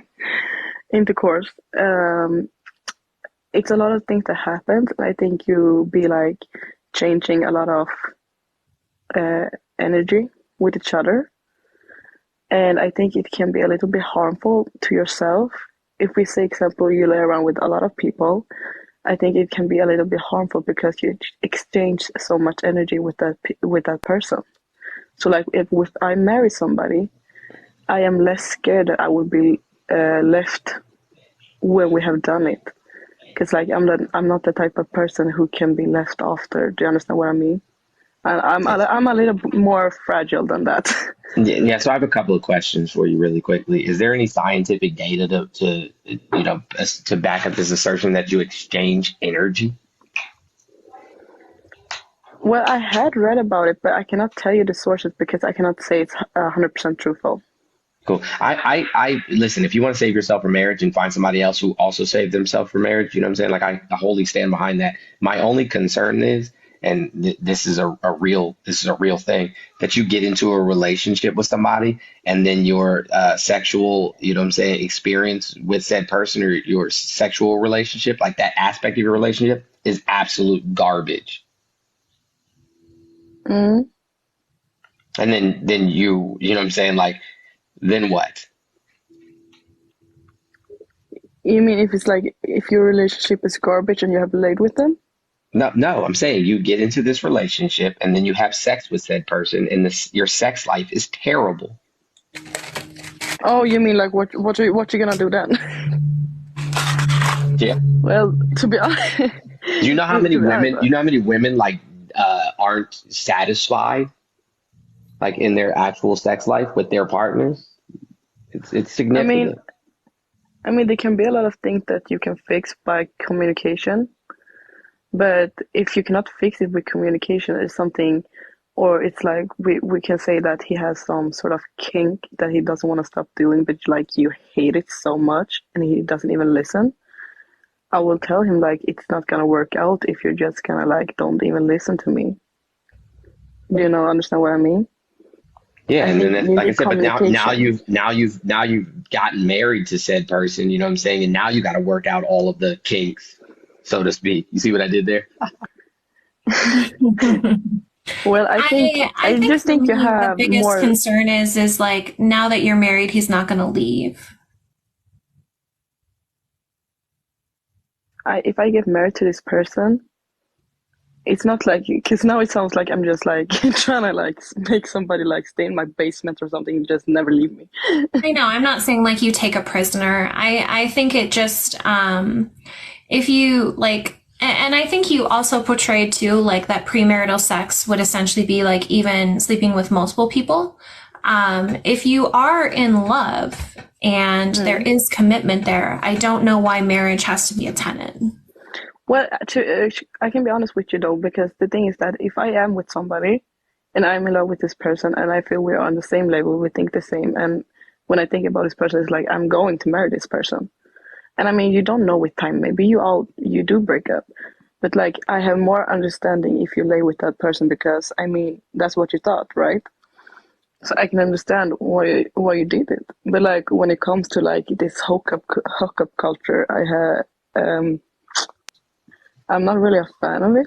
Yeah, hookup culture is on the decline. It has been for many years. As a matter of fact, yeah, and I would say more men are interested in hookup culture than women are. Yeah, hookup culture has been on the decline for some years now. I mean, I would say it's like it's more men, but like it's still a lot of women who also do like hookup culture. It's like, do you understand what I mean? Like a man cannot engage in hookup culture without a girl wanting to engage to it also. I mean, I think it depends. I think a lot of men might use deception as a tactic to get access to casual sex.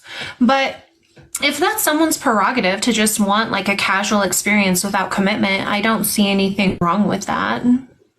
No, if somebody wants to do that, it's not that I'm attacking them and saying like they're like unclean or something like that. It's just that I mean that I don't think that if you want to be purity, it's not wrong either, as long as you're not forced to it.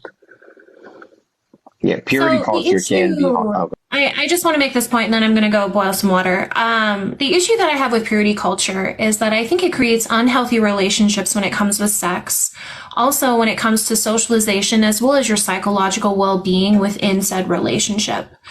Because essentially, if you tie like your worth and value to your purity of being a virgin, I think that you actually don't have any internal self-value of you as a person, and then you are going to go through an identity crisis once you lose that virginity. I also think it really kind of portrays this like innocent and sullied idea of women, where you are to be virtuous, pure, abstinent prior to marriage, and then somehow turn into like this sexualized being once you are married and kind of acquiescing to your husband's requests. I think how you socialize with the opposite sex is very much impacted because around purity culture, women and girls are told not to tempt men to have like sexual urges or thoughts. I think you are also suppressing sexual expression if you have that tenet of marriage. If you like obviously want emotional connection, I don't see anything harmful when it comes to that. But having this tenet of marriage where it essentially makes it immoral outside and moral inside creates a very complicated relationship with sex, especially for women. And then finally, my last point on purity culture, I would argue, because a lot of it in Western culture comes from Christianity, that it is very much centered around like white supremacist ideas of beauty, where like the branding and the marketing of purity culture is young white women. And so I think that overall puts a very negative bias towards women of color, where often, especially young Black girls, are overly sexualized, maturized, considered fast. And when we have kind of these two buckets of either pure and worthy of love or not pure and worthy of shame, then I think a lot of men and society justify their poor treatment of women and girls. Yeah, so like I am a young Black woman myself, and I can understand your point that because sometimes when guys talk to me, they think I am this very over sexualizing kind of that I'm very like over sexualized or something. And they almost get like shocked when I say I'm not. The thing is just that, can I ask a question though? Like, we say that you meet a new person, and they say to like, sex is not like a big thing in their life. Like they don't really care if they have it or not. So for them to not like have it or like jump into it or anything like that, it's not, what is it called? Like important to them. Do you think it's also like a purity culture thing and that it's not good? I think if it's outside of the influence of purity culture, that's fine, because I'm of the philosophy that everyone's sexual identity is unique, and that kind of what I would promote, I hate cultures like around sex, would be that everyone kind of discover their own unique sexual identity, just kind of like your own unique style in terms of how you express yourself with clothes. We know that this is going to change as people get older, as they have certain experiences, because I would say, as someone who is married and had a partner for over 12 years, like in my life, sex isn't like at the top of the priority list. So our desires, interests change over time. And I hope that answered your question. Yeah. Okay, so like now I understand like your point of view of it, and I don't say it's not harmful because it can be very harmful too. It can. It's just, at least if it's not your own choice. Do you understand what I mean? I think if it's your own choice, at least it's not that harmful. But I am not saying that it's not harmful, because it can be really harmful also, especially if you're forced to it. Yeah, I'm not against abstinence. I mean, if we're gonna overshare here, like I've been abstinent over a year and a half now, so it's not. I'm anti. Crazy damn. What? Did Joe just say crazy? I think so. Okay, but thank you for answering my question. I've been on mute this whole time. What are you talking about? Well, thank you. Yeah, thank you. I appreciate it. Bye. It sounds dry as hell in Montana. Well, it's all about. Do we have anyone here? Is that guy back? Is he really?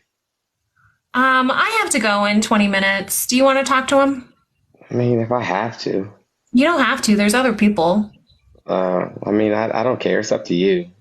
Just if I I'm just gonna know talk to him, I y'all just gotta know run me. Y'all gotta run me my coins if I gotta talk to this guy. Okay, let's see if he connects and how shitty is Mike. You know what? As usual, somebody falsely reported me. It was probably some, no offense, but some LGBTQ guy who was possibly. No one cares. Bro, what? No one cares. This is not a platform for you to come and whine. I don't care. Debate or not.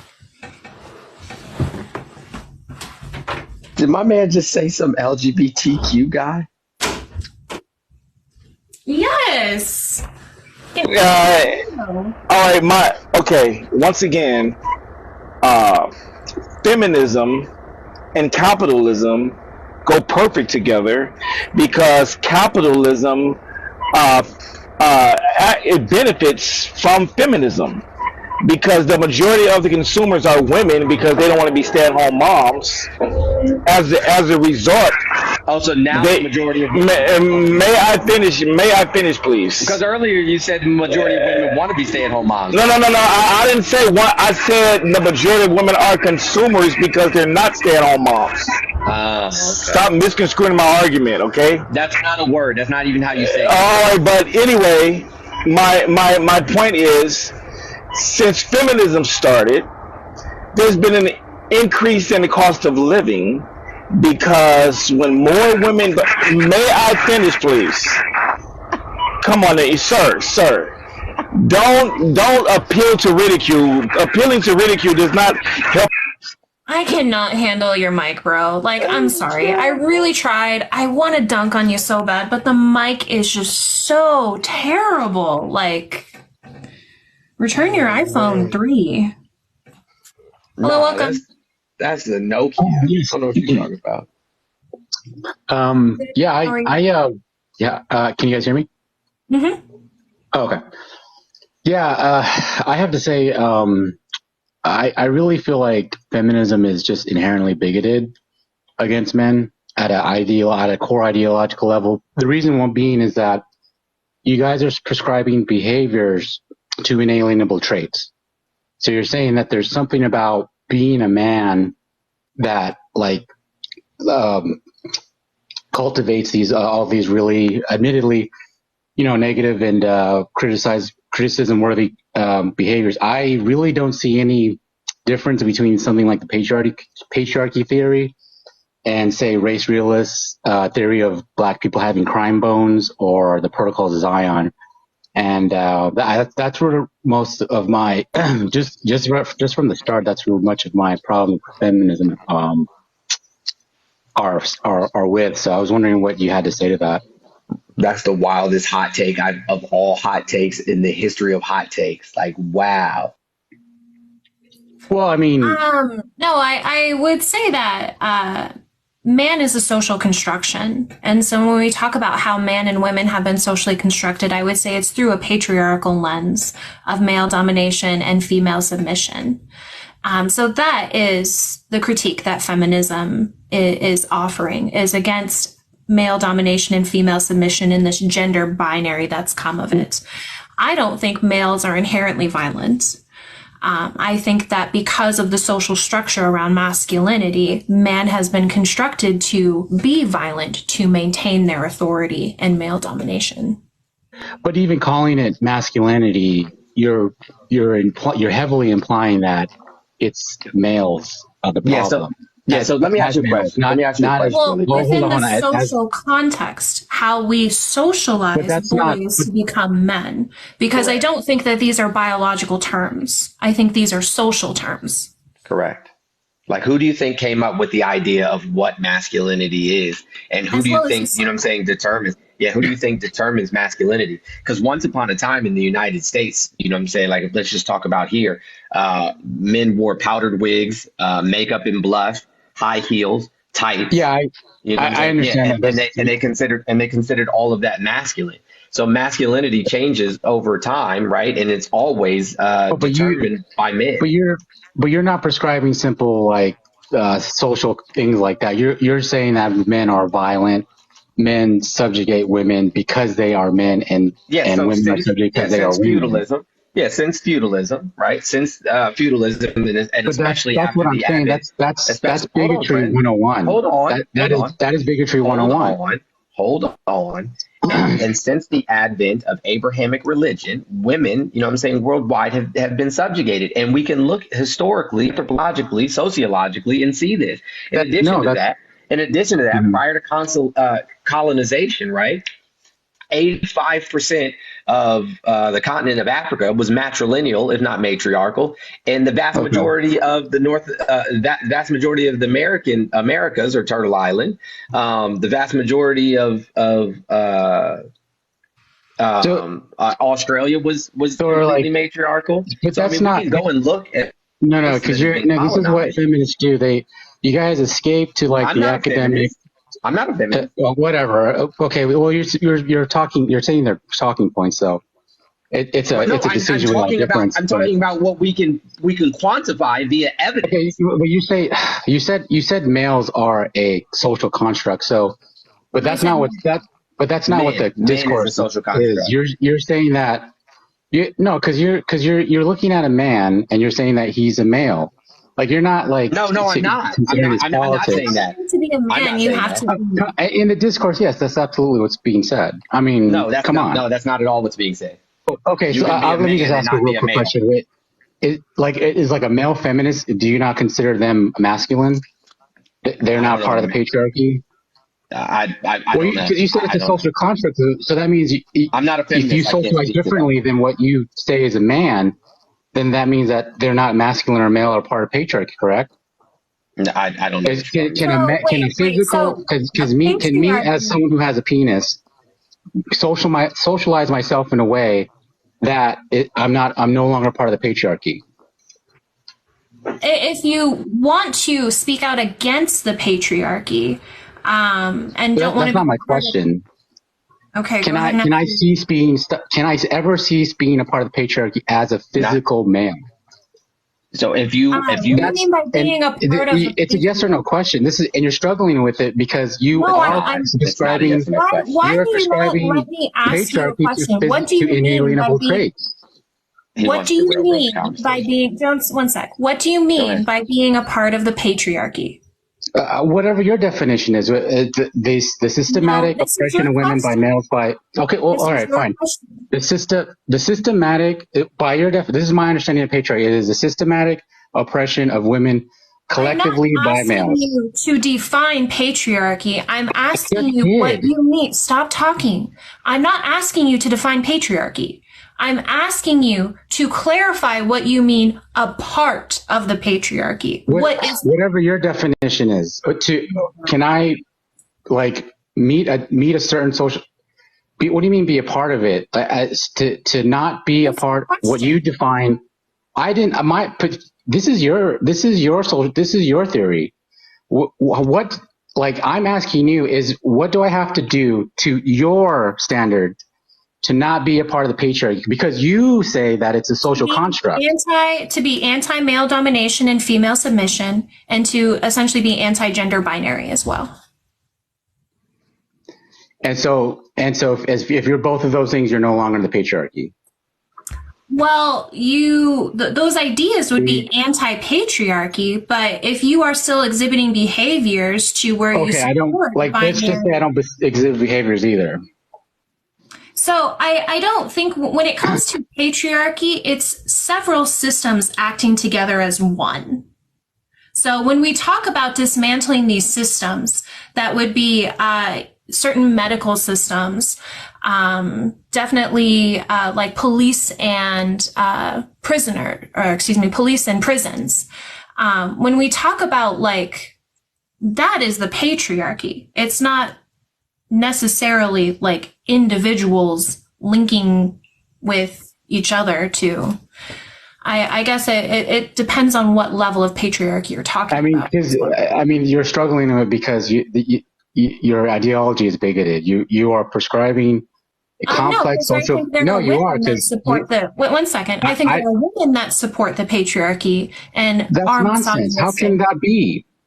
Because they support male domination and female submission and agree to the gender binary that has been derived from the patriarchy. How can you be a female and support that unless you're also, how can you be the slave and the slave master? It's impossible.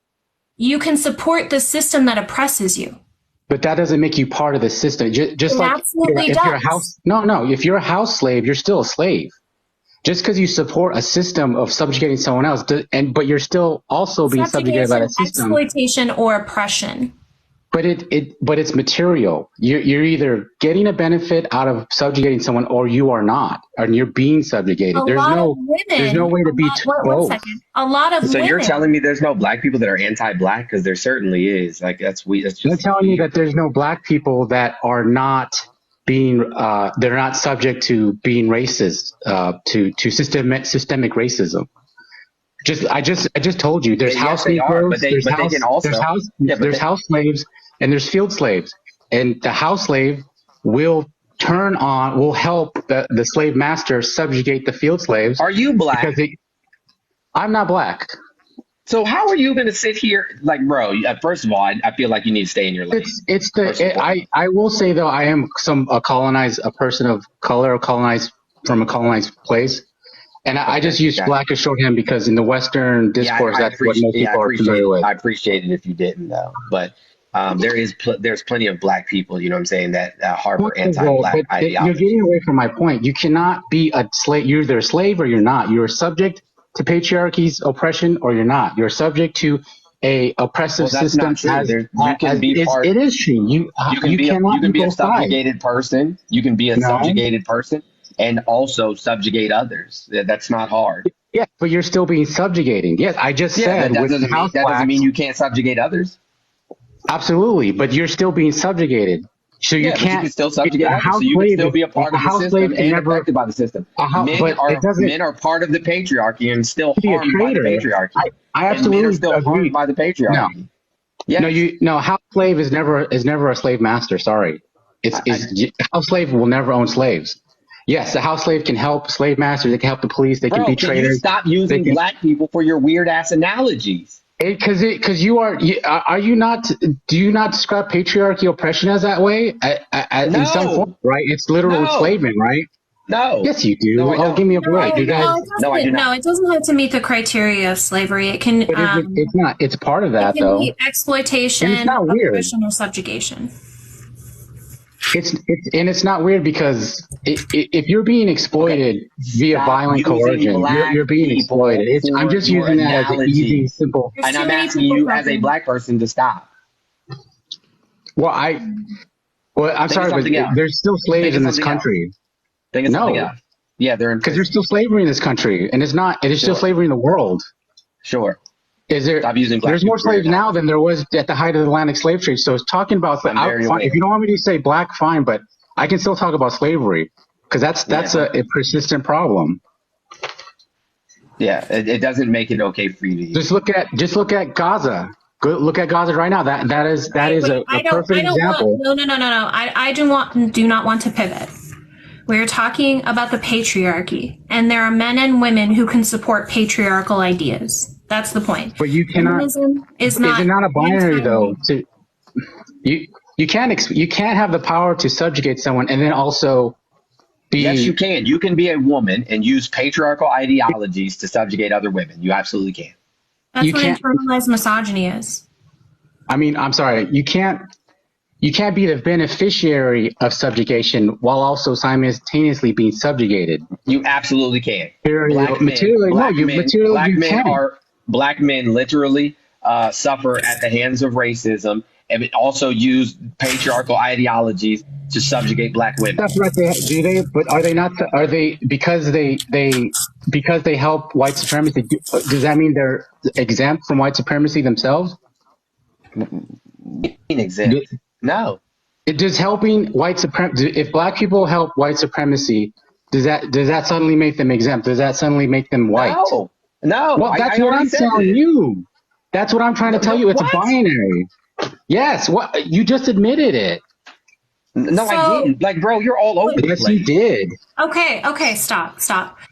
Sequence, I feel that whenever we go to speak, you do kind of crowd the space to say that and kind of interrupt without actually hearing the full point. When it comes to the patriarchy uses misogyny essentially as a police force. The patriarchy does create a gender binary where it has constructed a very specific idea of what a woman is and what a man is. And these constructions are to maintain male domination and female submission. If you would like an example, Christianity, a lot of women find fulfillment in female submission because they think they are serving the Lord by serving their husband. So they uphold this idea that it is the natural place of women to be submissive. So they are upholding the patriarchy of the idea of male domination and female submission. I comprehend all this. What I'm saying is that in the discourse, maybe not you specifically, but in the public feminist discourse, what is being said is that men, which is biological men, they're not saying it's a social contract, as in people with a penis, are subjugating people with vaginas. That is the discourse, and that is inherently bigoted because you are saying that there is something innate to the subjugation. No, it's not innate. It's inherent. Whatever, yeah, inherent, whatever. But you're saying, so that is true. You're not saying, you're not saying like this group of men is doing this, or even this country. Okay. I said male domination and female submission. That is the idea of the patriarchy. What female submission? Because I'll give you a perfect example in my own life. I voted for a candidate in the last presidential election that was pro-abortion, but in 2016, and in 2016, Trump, he was anti-abortion. 40% of his voters were women. 40%, but that doesn't undermine your patriarchy theory in your mind. It is women that were subjugating women. Wait, do I get to respond? Or I'm sorry, have you not made your point? Yes, I'm done now. I agree, and I think like 40% were white women, if I'm not mistaken. I would argue that because of the intersectionality of their race, they were supporting causes that were not only not beneficial to them, but also the promotion of white supremacy. So they would take, and I disagree with that. So I feel that you've proved me right, that there are women who are supporting patriarchal ideas. No, because you guys define the patriarchy as the male subjugation of women. No, I defined it as male domination and female submission. That is absolute. What feminist has gone against, say, voters of Trump? Like what major prominent feminist has castigated, say, white women, Trump voters, anti-abortion women, as being not just you guys turn it all around. Like a woman could literally vote for the illegal, making abortion illegal, and you will still blame patriarchy. You'll still blame that construction comes from the patriarchy. Why do women are typically anti-abortion? It's because they see women's role to be a mother. Patriarchy is not just the patriarchy is not the feminist definition of patriarchy is not just simply the subjugation of women. I would have no problem with that. It is the subjugation of women by males. So I haven't defined it like that. You have. I've defined it as male domination and female submission. That you're being totally intellectually dishonest. How? Because that is how it's defined. When women talk about patriarchal oppression, they're not saying that it's also women. They're not even implying that their ire is directed directly at males. That's not correct. If we look at Kate Mann, Kate Mann is a feminist philosopher, and she actually came up with a definition of misogyny that is primarily a property of social systems or environment where girls and women face hostility and hatred that serves a particular function to police and enforce patriarchal norms and expectations. And she did this for the explanation of saying, number one, that it centers women's experience and not men's attitudes, because number two, even women can uphold these ideas. Correct. And feminism is defined as the advocacy of women's rights on the basis of equality of the sexes, having the sexes be egalitarian in nature. That's what feminism advocates for. Egalitarian. No, because you are egalitarian concept. So does patriarchy benefit women? No. Right. That's what. So that's what I'm saying. Like, if patriarchy, if patriarchy if women are not, I don't know. If does I guess I should have asked, does patriarchy always benefit men? No. It doesn't benefit men either. I said this earlier, but you kept talking through everything that I tried to say. It doesn't benefit men either. I think there are a lot of people who are in support of patriarchy argue that it's just kind of a natural socialization, that because men are stronger and don't have the capacity for pregnancy typically, that therefore they should be head of households. And because women do have these things, therefore they should be nurturing. And that essentially these gender biases are natural to society. So, I think that's what a lot of Christians believe, because well, why would patriarchy? Hold on, Brent. Hold on, Brent. Why would women subjugate themselves? First, and then you can go, Jones. What was your response to that? Why would women participate in patriarchy if it didn't benefit them? You don't have a system. I already explained it to you when I gave the example of Christian women, where Christian women feel that their purpose is to be subservient to their husband because they are serving the Lord. And so they think they are fulfilling a destiny, a purpose that is beyond. That is like fundamental Christianity. That is like maybe 5% of the population. The majority of women, the majority of people are secular. I mean, they're not. 68% of the country is Christian. 68% is Christian. No, it's not. They're like spiritual. Like, no, it's not. 68% of the country is Christian.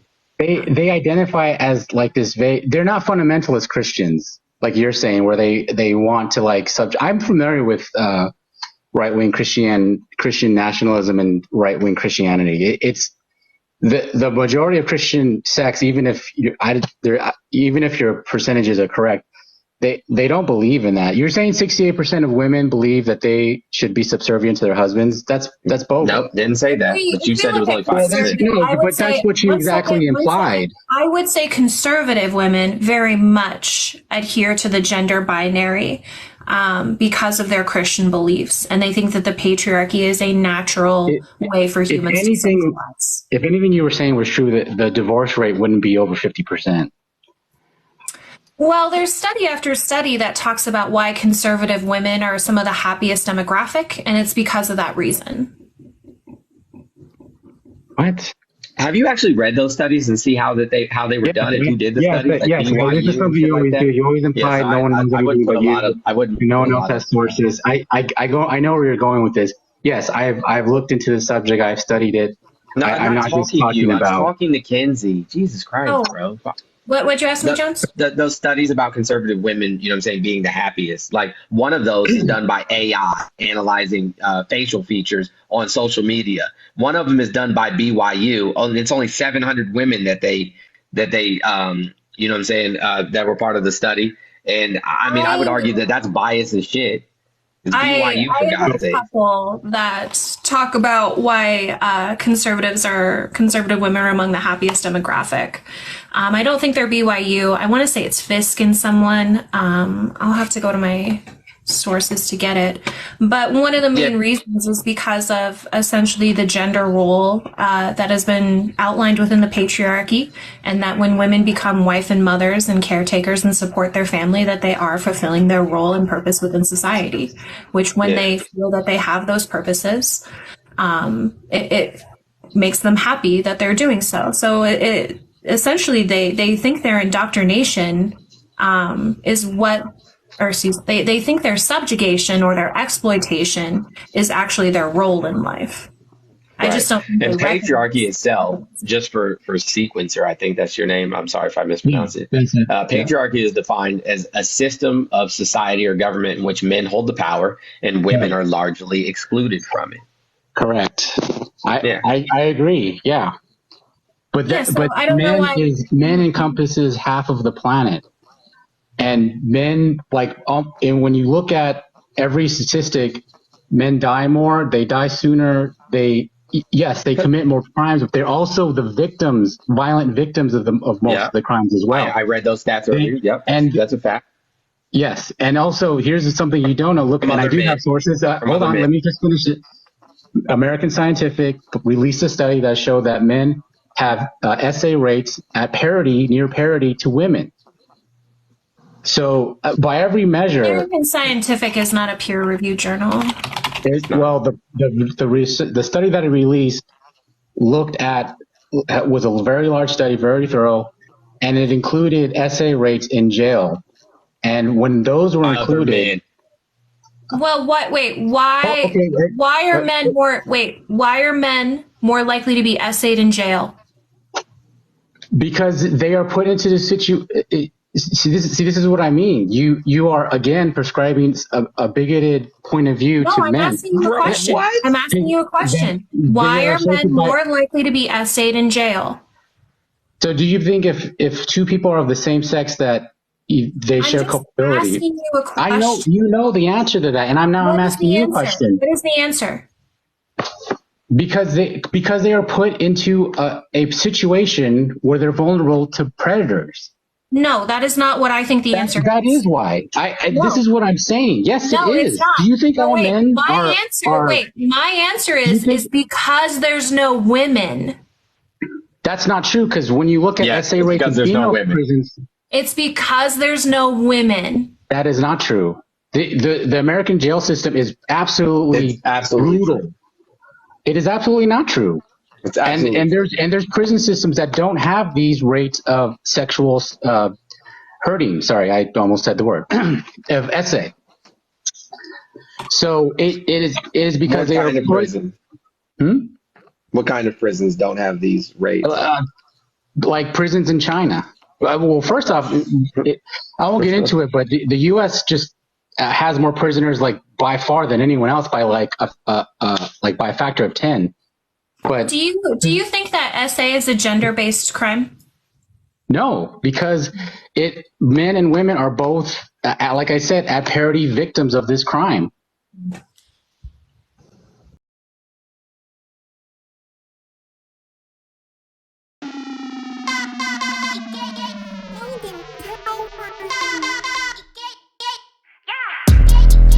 I'm so fucking cute, bitch.